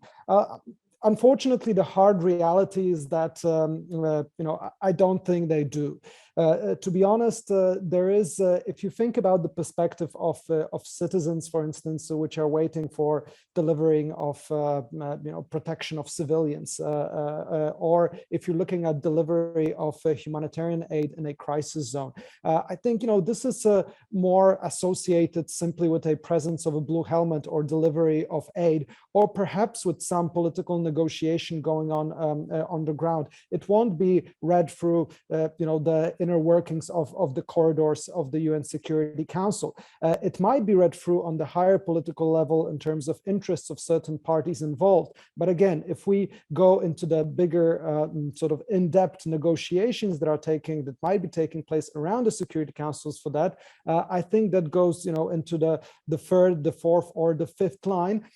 Primarily because in a majority of those conflict situations, as we have been discussing in this event, the role of the Security Council, for one and another reason, but usually the interests of one of the permanent members, isn't as it should be, as according to the UN Charter, right? So if it turns around from a position of really resolving a situation, then what we get to is a position of influence over events on the ground. And here, actually, where the role becomes much more important is for the type of international response that is being constructed for the UN presence, and that is usually in the form of a peace operation. I must say that most of my career in the field, I was with UNDP, but my role usually encompassed either being part of a joint operation with a peace operation, because I was primarily working with the political offices, or working on security sector and political governance reform.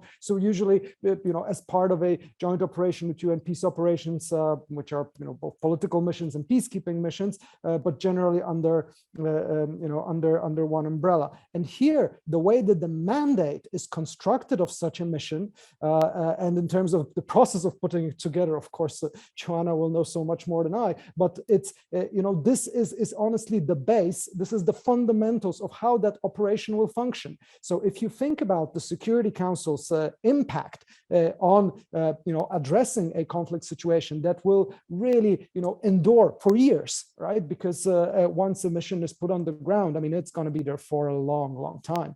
That is really where the important work takes place, because that mandate will have fundamental implications of how the whole operation on the military side, on the protection of civilian side, on the side of addressing human rights abuses that Agnieszka was talking about, on the side of engaging in a process to find a political settlement or to find a negotiated settlement between parties. All of this is laid out, the scope of it is laid out in the mandate, which is negotiated and agreed within the Security Council. And here, of course, the dominance of the pen holders, the dominance of the most interested parties or the P5 will be still enormous, but there's clearly a scope for non-elected members or for presidencies to, when this occasion happens, that the mandates are created, to represent enough of the other countries involved, to build coalitions, to try to exert pressure that certain solutions are in place, and that actually certain also resources will be put together to back those mandates.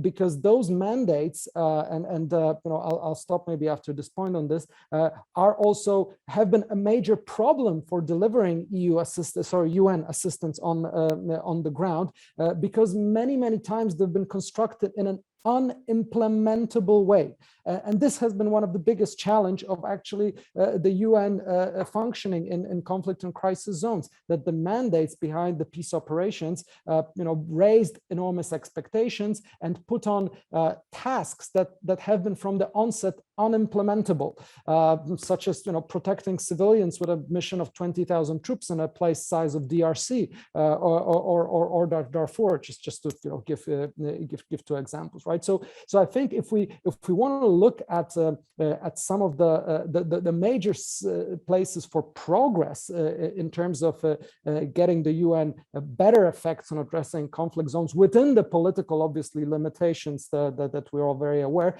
It is in the construction of mandates, which happens in the Security Council, and that that's an important perspective.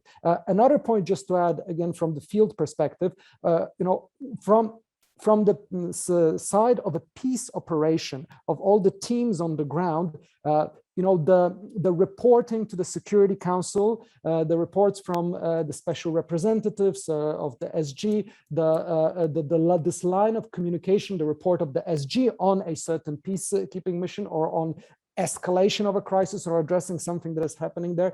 This is the primary and most important political channel for the mission on the ground, for the presence on the ground. So we also know that it many times is the base for receiving more support, where it's political one, where it's in terms of funding, where it's in terms of more troop contribution, where it's in any kind of movement that the machinery can make. That move through the Security Council will be very, very important. And here again, a strong connection with the elected members could be an important factor. But I'm sort of moving it into the process of the relation between the field and the Security Council, where it pays a lot of importance. And of course, finally, this is then a fora that sometimes situations that are not seen globally by the world, can have this additional voice. And I must say, and maybe Joanna would perhaps agree with me here or not, but from my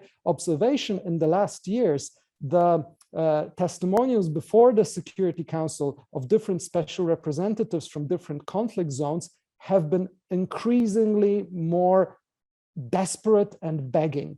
And this is a sort of pattern I've been noticing, which also shows us the major challenge, of course, that the Council has seen in addressing those conflicts. And we've listed all of them: Syria, Yemen, Ethiopia now, and we can go on. But the final point I'll make on that, and this is maybe for further discussions, we cannot ignore what has been happening with the P1 in the last 4 or 5 years, and I think that has had also profound implications around that. But I'll stop here and look forward to further discussion. Yeah, that wasn't a short answer, but I guess that my question wasn't easy as well.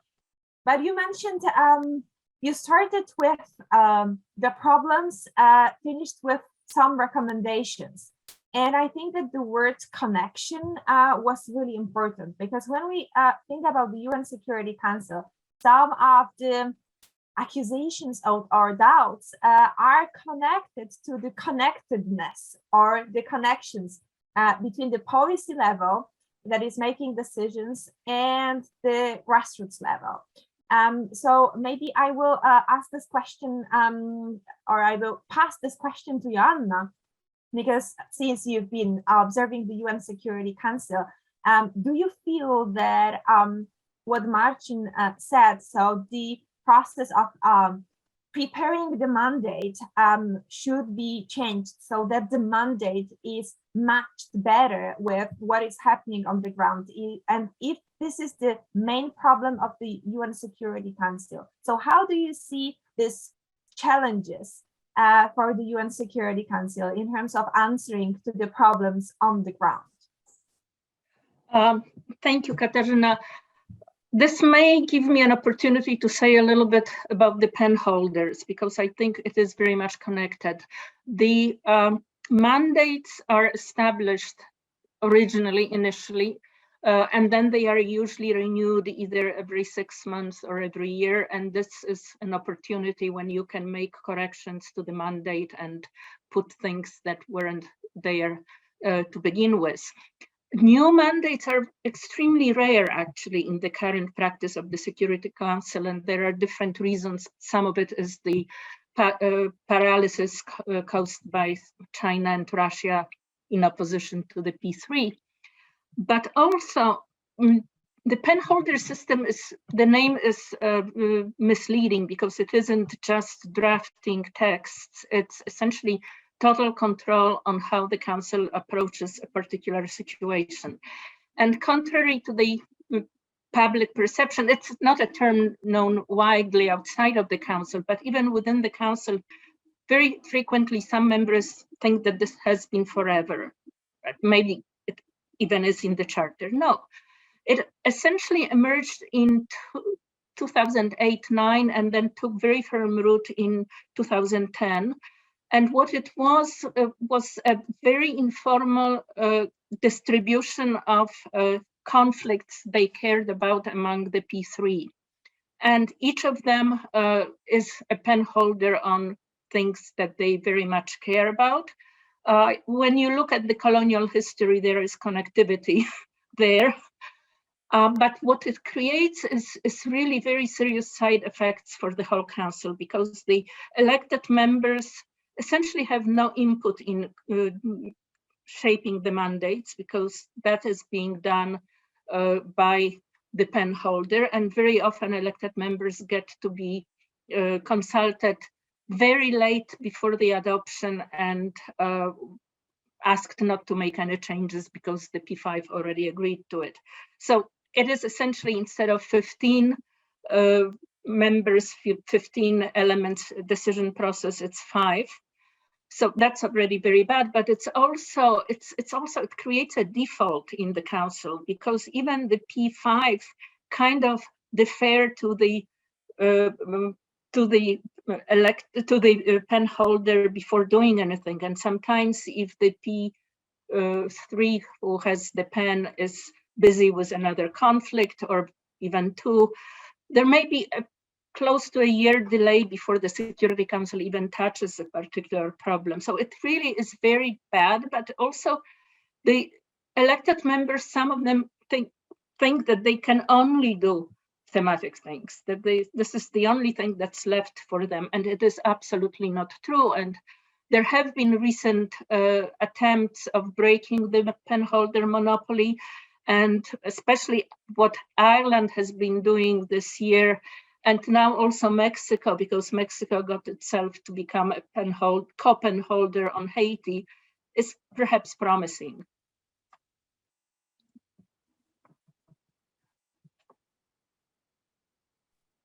Joanna, my question is, if we think, because you mentioned the options for the elected members, that sometimes they are limiting themselves to a certain role, but there are some options to expand their role, position, and do more than others assume it's just their role. And when you look at the past, I don't know, few years, are there any good examples of an elected member that worked really well, that dealt with its role well, and can be an example of a non-permanent member that we other countries that are planning to be in the UN Security Council can follow? Yes, there are several, and unfortunately, most of them are fairly distant, but what elected members have particularly contributed to the development of the Security Council, and in fact, it is a form of reform of the Security Council, is development of certain practices and kind of codifying them, putting them in writing, because up until the end of the Cold War, all the practices were actually oral history and only available to permanent members. So elected members did an awful lot of very important things in this respect, and I will just quickly go through my cheat sheets, just naming the countries. So for instance, Canada, which you have, Katarzyna, a connection to because your PhD is based there, did enormous amount of very important work on council sanctions, and sanctions can occasionally, not always, but have a real impact on how the conflict develops or ends. And for instance, Canada was the chair on sanctions against Angola in that conflict actually ended. There is, first of all, creativity is really a very important part of the state of mind, and also feeling that one is a member of a very important body and actually can do what they want.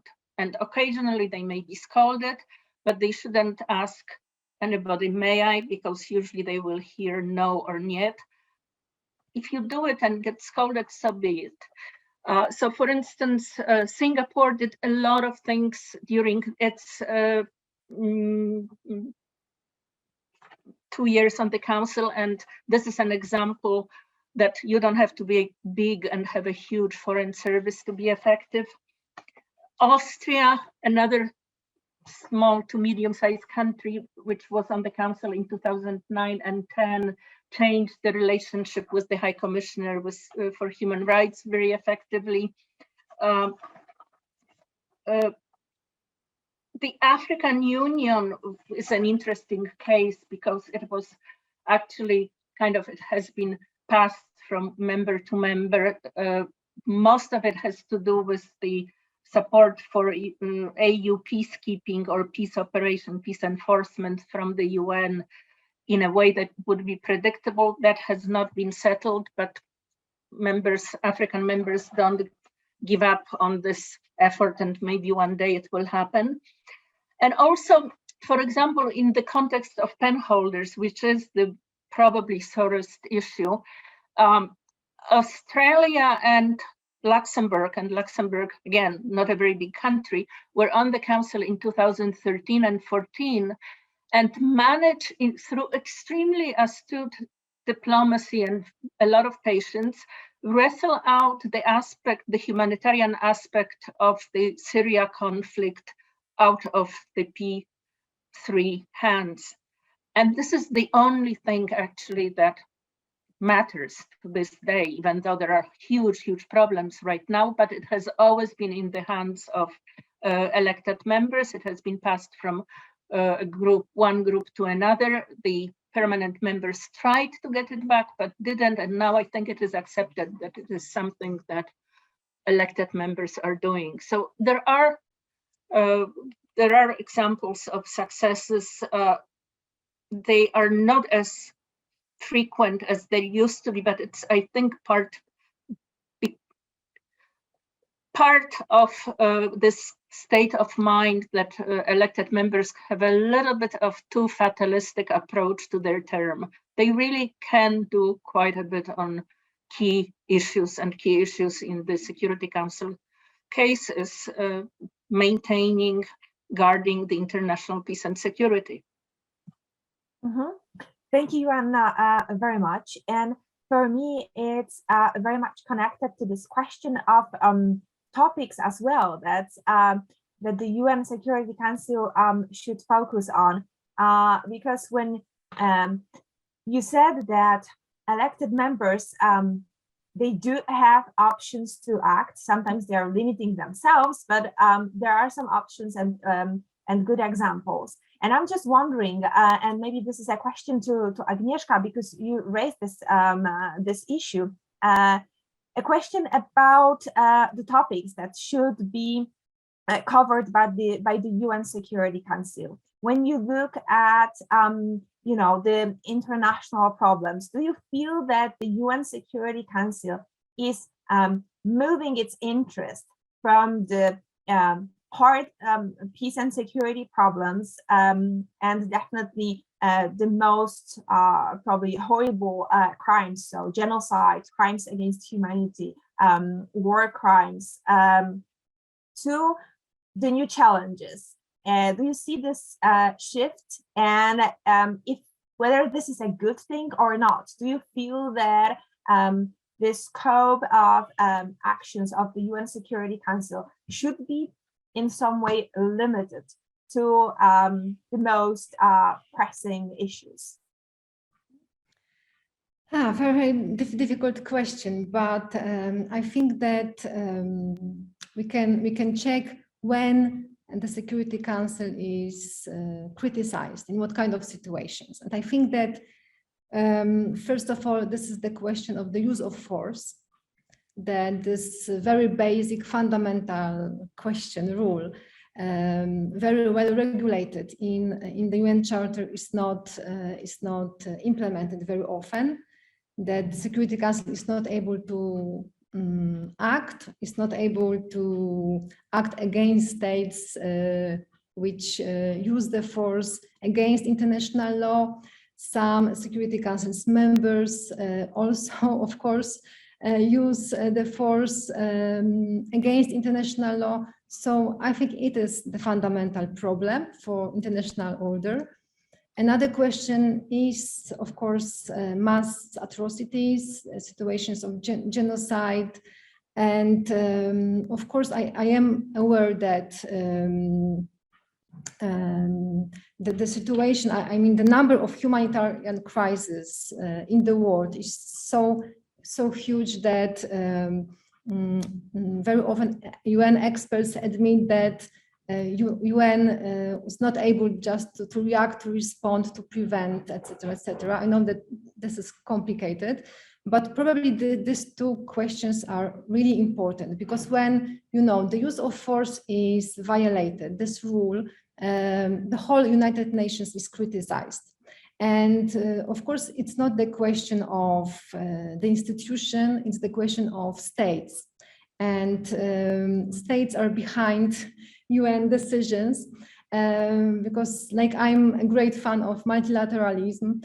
And as we discussed today, non-permanent members' contribution, I think that this is the great role for them to play, that the whole system, to keep the whole system, that it should survive.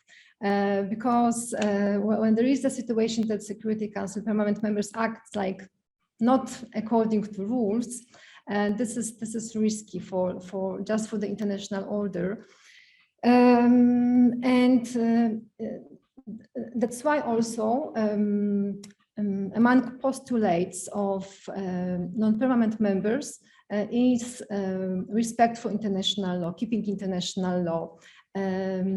It's not only about genocide, crimes against humanity, etc., etc. It's first of all about the rule of law.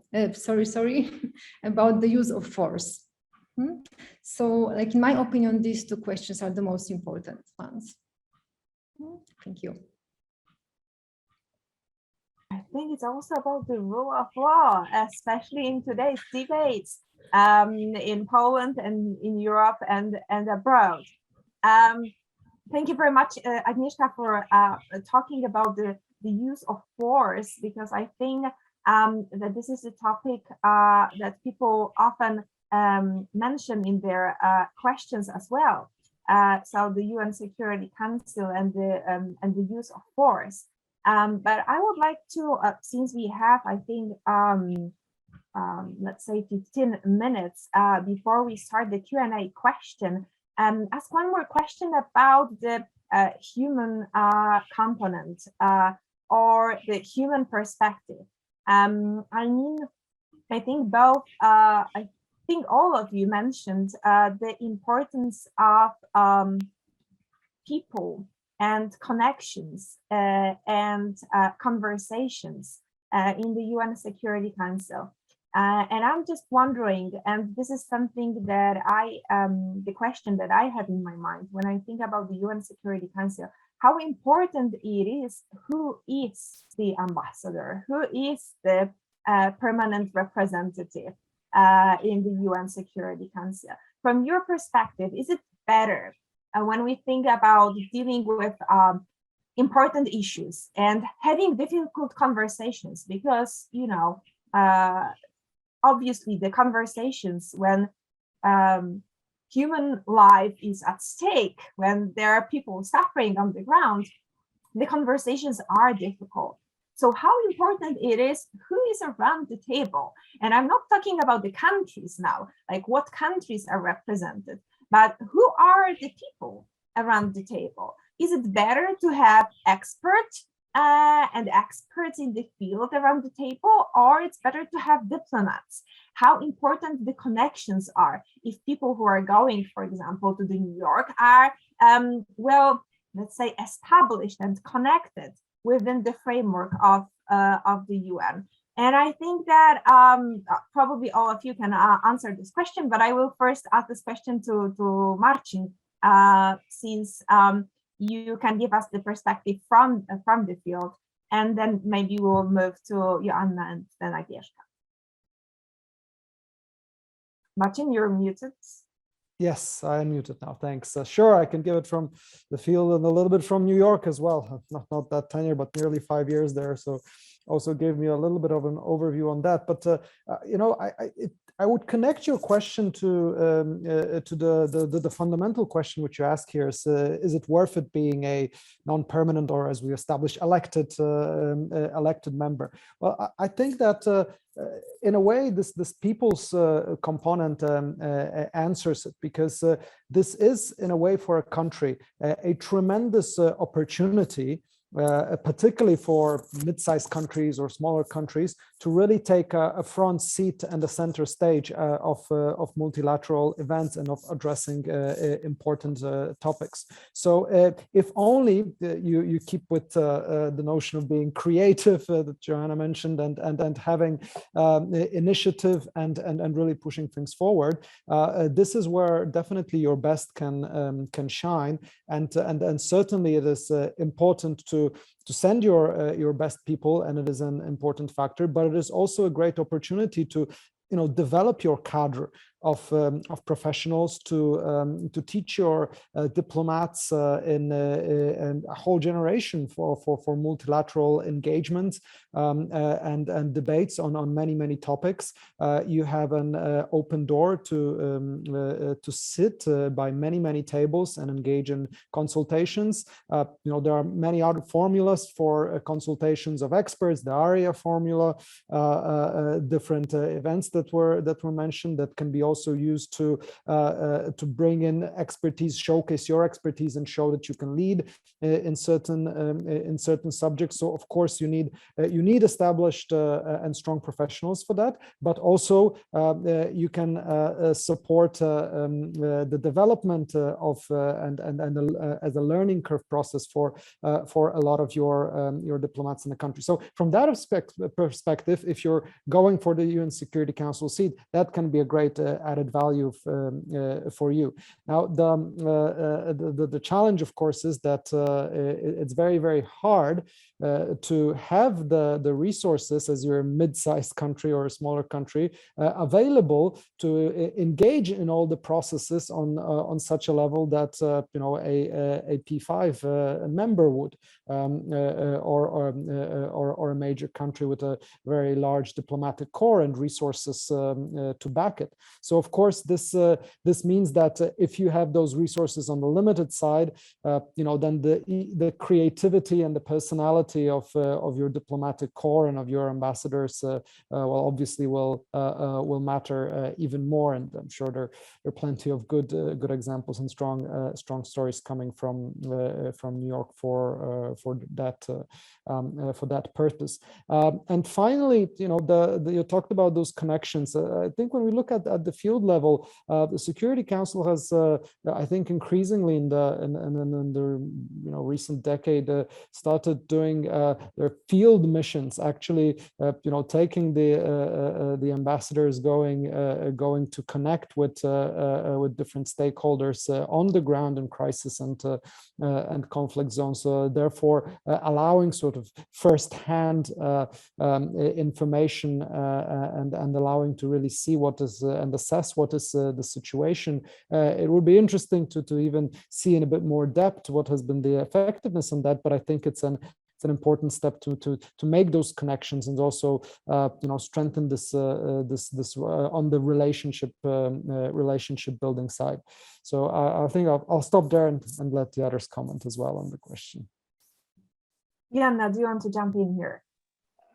I will, thank you. I will start with the actually visiting missions of the Security Council, because it is a topic which I studied quite in depth and had the amazingly good luck of traveling on 4 of such missions. And they play multiple roles, and sometimes they actually contribute to stopping a conflict, or at least moving a conflict from very acute one to something leading up to a peace process.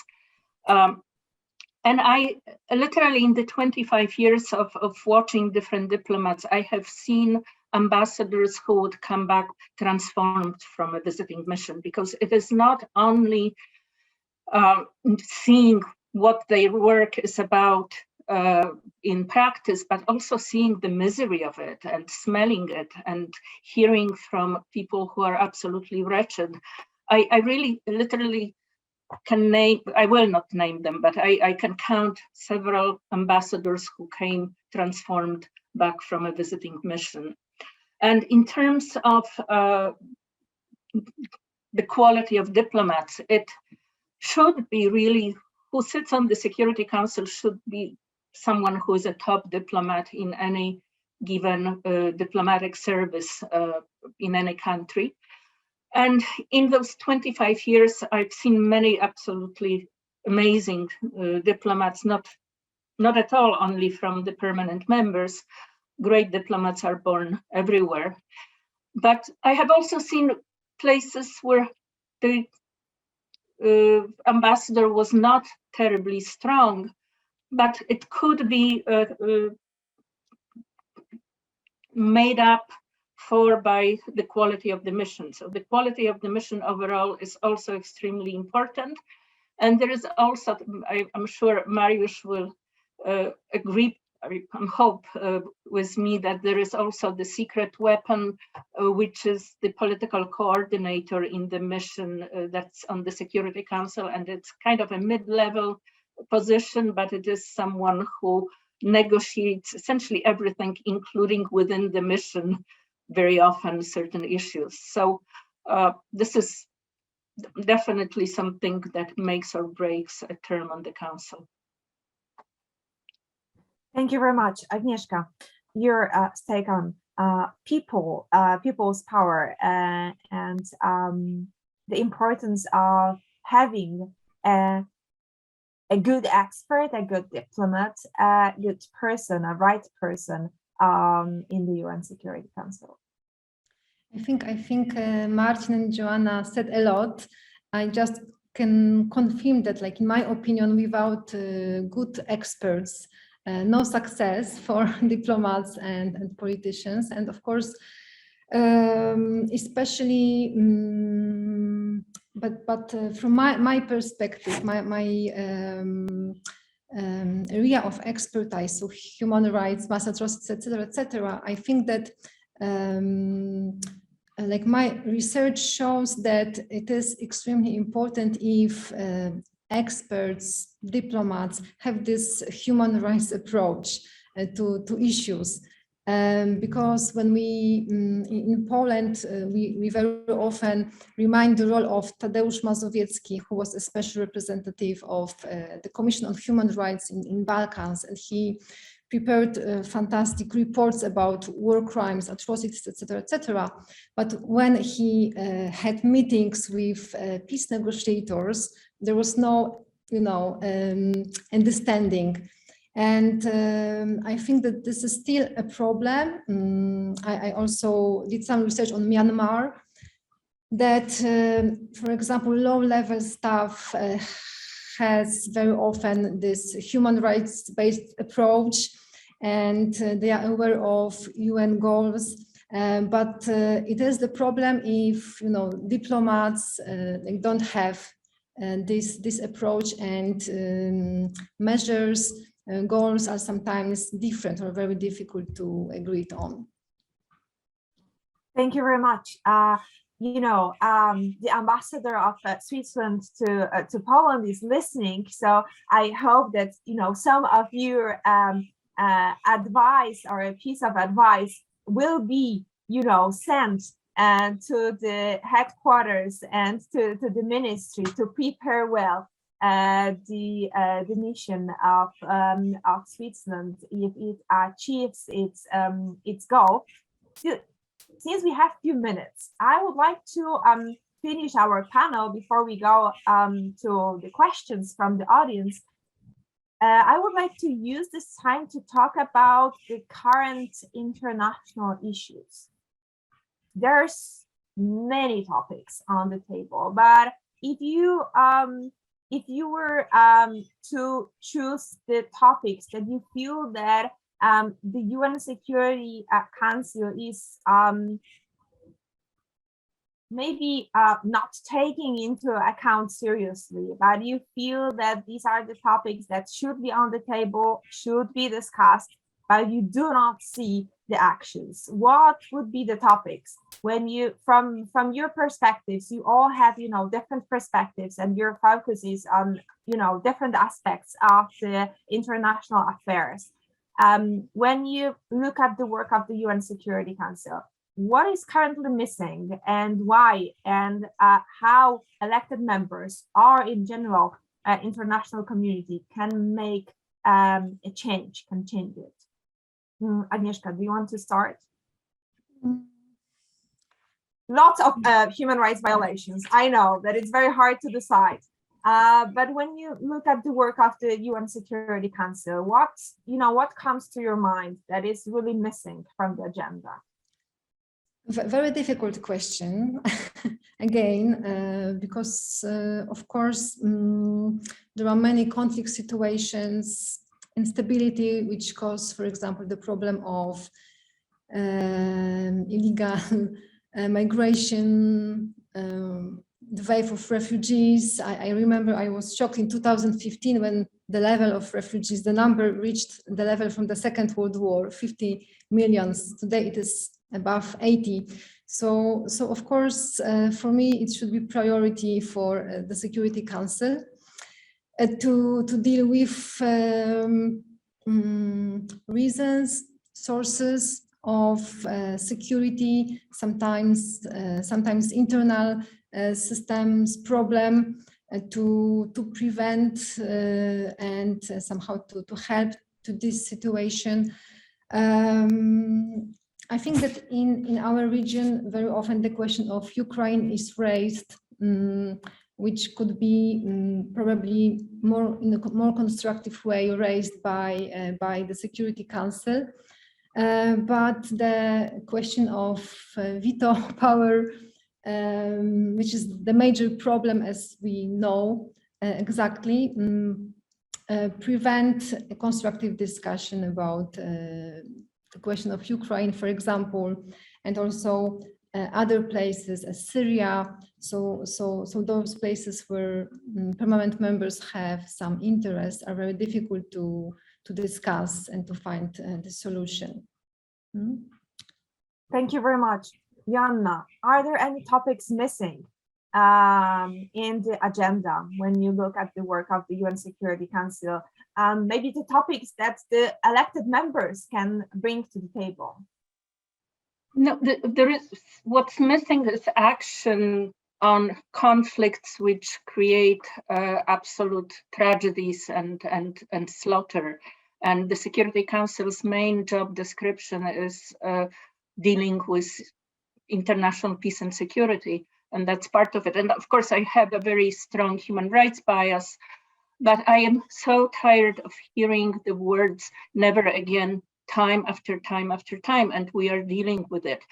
And speaking on what the elected members can do, so and the veto on Ukraine that Agnieszka just mentioned, Article 27 of the UN Charter actually says that when there is a resolution in which one of the council members is a party, that council member should abstain on that resolution. And there was a resolution in March 2014 about the Ukraine.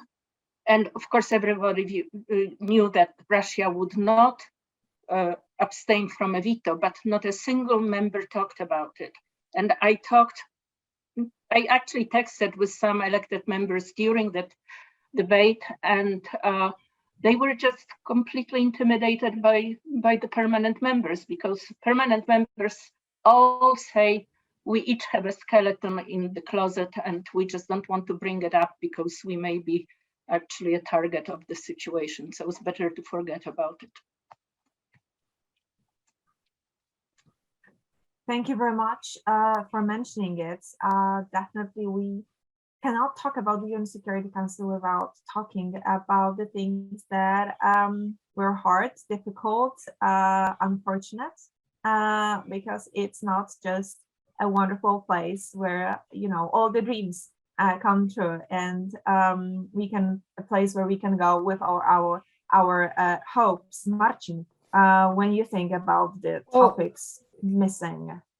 I think, it's not as much as topics missing, because probably in one way or the other, most of, generally issues of importance to international peace and security are somehow touched upon.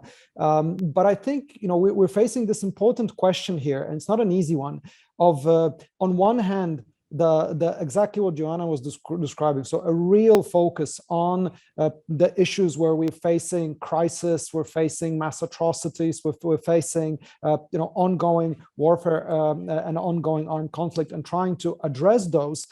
Which, of course, we've seen the difficulty relating with the veto, the stalemates, and the fact that it's extremely difficult or nearly impossible to go over them. Nonetheless, it should be tried all the time. But at the same time, the UN Charter is also extremely clear. The SG can bring any issue of importance to international peace and security. The Security Council is mandated to deal with them, and it is the only body with that mandate internationally. And we're also at a position globally where we've got not just accelerating, but turbo accelerating changes, which will affect us all in the areas of peace and security. Of course, I'm talking about climate change, but I'm also talking about technological warfare. Let's aim it this way. These are not emerging threats. We are ongoing of an extremely rapid change in new arms development and new capabilities to exert harm in new ways of addressing hybrid warfare. All of these elements have a profound impact on how conflicts are playing out and will be playing out. And in a way, this for me, with twist of events, could be an opportunity for the Council to engage on them while it's still maybe not in a position where hard vetoes will come in place, and some levels of consensus around preventive measures, around agreements for arms control, around using of sanctions when certain actions will be used, could be approached. Now, I'm just throwing it sort of in general terms, but this could also lead to a greater relevance or re-establishing of relevance to the Council and the UN as such in the general view of the public, and could be also on the minds of elected members, as they're the ones who could exactly in creative ways push some of those agendas. Ambassador, I might be blinking towards you right now as well.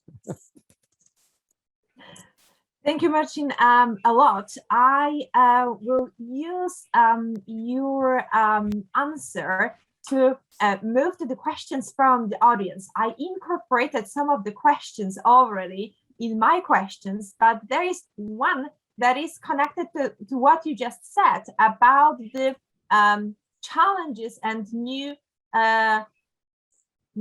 emerging trends that will impact the work of the UN Security Council. So one of the question is, and it's to all of you, what is your personal perspective on the development of the UN Security Council within the next decade?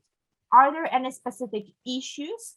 So the question is about topics or implementations that would need to be dealt with. And I guess that the question about technologies is also included here. Marcin, do you want to start? Sure. Well, I guess just then following on some of the points that I've made here. Look, I think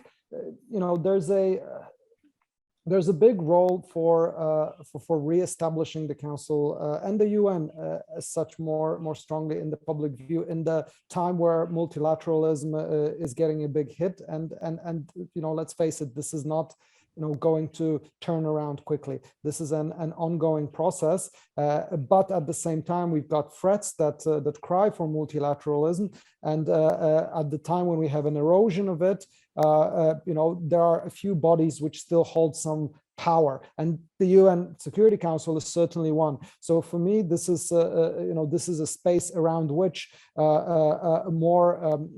more should be built, even with the hard difficulty of the veto. There still can be much more to be done, and perhaps a certain center of gravity around issues could be built around it. And here there could be a role of the elected members to work on that. Now, again, this could be an initiation of processes that could take shape in the years to come. I would be hopeful also with the change in the White House and now with the Biden administration, which has a lot of supporters of multilateral approaches within the obvious limits always existing in the US in terms of using the UN for certain views. But I mean, let's look at the team that we've got in place, the ambassador in New York, we've got close people to Biden, Antony Blinken, Samantha Power. I mean, they're all very strong supporters of multilateral solutions. So if we're to look at some kind of establishing of or supporting, finding ways to improve this architecture, this is the time to potentially do it. I also think that we should. I mentioned here on the technology side, and that we're not just it's not just changing. It's not a new threat. It's super accelerated, and it's our new reality. I don't even like to talk about new emerging threats, because those are not new and emerging. We're living through them right now, and we just need to respond. And in a way, thinking about this in terms of how we communicate, how we use the different flow of information, the speed through which information can be presented is manipulated, but also could be used to the advantage of building up support, of showing work to be done, of quickly consulting or addressing issues, and also trying to get people more connected and communicating on some of those challenges. This is something that I think the Council, but overall the UN should be using better, and could change in those years ahead, or as in the question was said, in the next decade. Joanna, the UN Security Council in the next 10 years. Well, I don't want to predict what new issues may emerge, because this is really very hard to predict. And in fact, in fairness, the Council has taken on, at least in a thematic fashion, several new issues. For instance, it did start talking about climate, it did start talking about water. So I think the challenge is now to translate the thematic conversations into addressing real conflicts on the ground. And this is something where elected members may be able to play a very important role, not only because some kind of promises already exist that the Council will pay attention to this and that, it's just generic and not with respect to a country, but you can quote from it.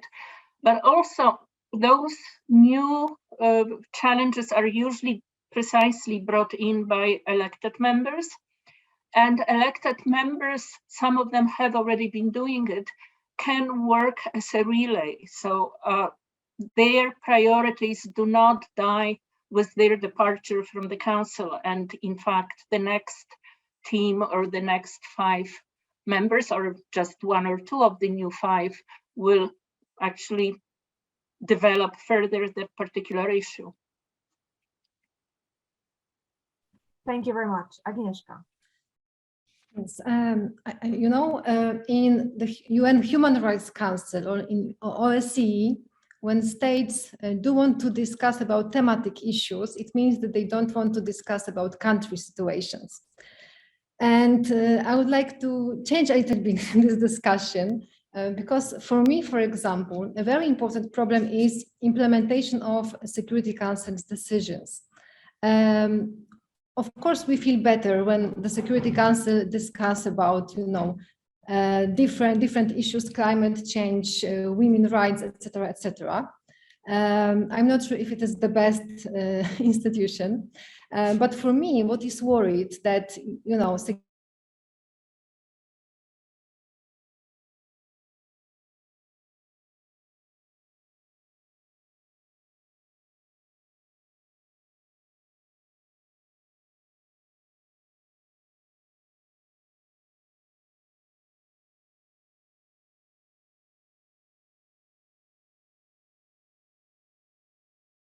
in its resolutions some messages to particular countries like Sudan, for example, Ethiopia, etc., and there is, for example, the obligation and try to remind the obligation to respect human rights, to prevent future mass atrocities, etc., and nothing happens. There's no next, step. So for me, it is important because it is the problem of the whole international law, how we treat international law. So if Security Council decisions are legally binding, we somehow should work on mechanisms, implementation mechanisms. And for me, this is something what we really should be focused on. Thank you. Thank you very much. We have 10 minutes left, so I think we have a time for a round. And to maybe summarize what we have discussed, the main question of today's conference was, is it worth being a non-permanent member? I think no one can doubt that it's definitely worth being a non-permanent member. But my question for you at the end is, if you can give a piece of advice for an elected member, what it would be to deal with the problems better, to work within the UN Security Council better, to make a real difference and be an example for the future members. A piece of advice. Joanna, let's start from you. Thank you for this easy question, Kasiu. So I think I will get back like a broken record to this state of mind with which the elected member needs to approach its 2 years. They need to think of themselves as members of a very important international body, the top international body in peace and security issues. And that has a lot of power, but also a lot of responsibilities. And they shouldn't forget it for a moment during their term on the council. And I think they have things they can do. And I mentioned the case of Ireland, and the PR of Ireland essentially made Ethiopia the topic that suddenly became very visible in the media, because what she did is she almost every day I wouldn't say, but quite often she stopped at the stakeout and outside of the chamber of the council. And it's a microphone that is always on, and there are usually, when the council is about to start, journalists waiting, and most people just pass it. But she would stop and talk. And this is one of the ways when actually an elected member can play a huge role, just giving visibility to an issue. And as I said, creativity is key. And the Security Council is probably the most changeable body, in fact. I'm not talking about membership, but about how it works. So I think with a lot of creativity and determination and fairly thick skin, because that's important too, elected members can make a difference. Thank you very much, Joanna, for that. Marcin, a piece of advice. Well, I guess brace yourself would be one. I want to go back to the question Joanna mentioned earlier of expecting the unexpected. Look, I think a lot of things that you plan will not happen, or context will just throw it up in the air. Just thinking even of Poland's term, we had in May, I believe, 2018, the council presidency, during which Trump dropped out of JCPOA, the nuclear deal, and opened the embassy in Jerusalem with riots in Gaza. So you're facing an extremely difficult and delicate situation for you as a the chair of the council, and hard to at the same time push in a lot of your own priorities, right? And you might face those type of crises at all times. So it is a lot about being prepared and aware for that. And the other thing, I think it seems to me that countries are more vocal and loud and present when they're campaigning for a Security Council seat than when they're actually holding that seat.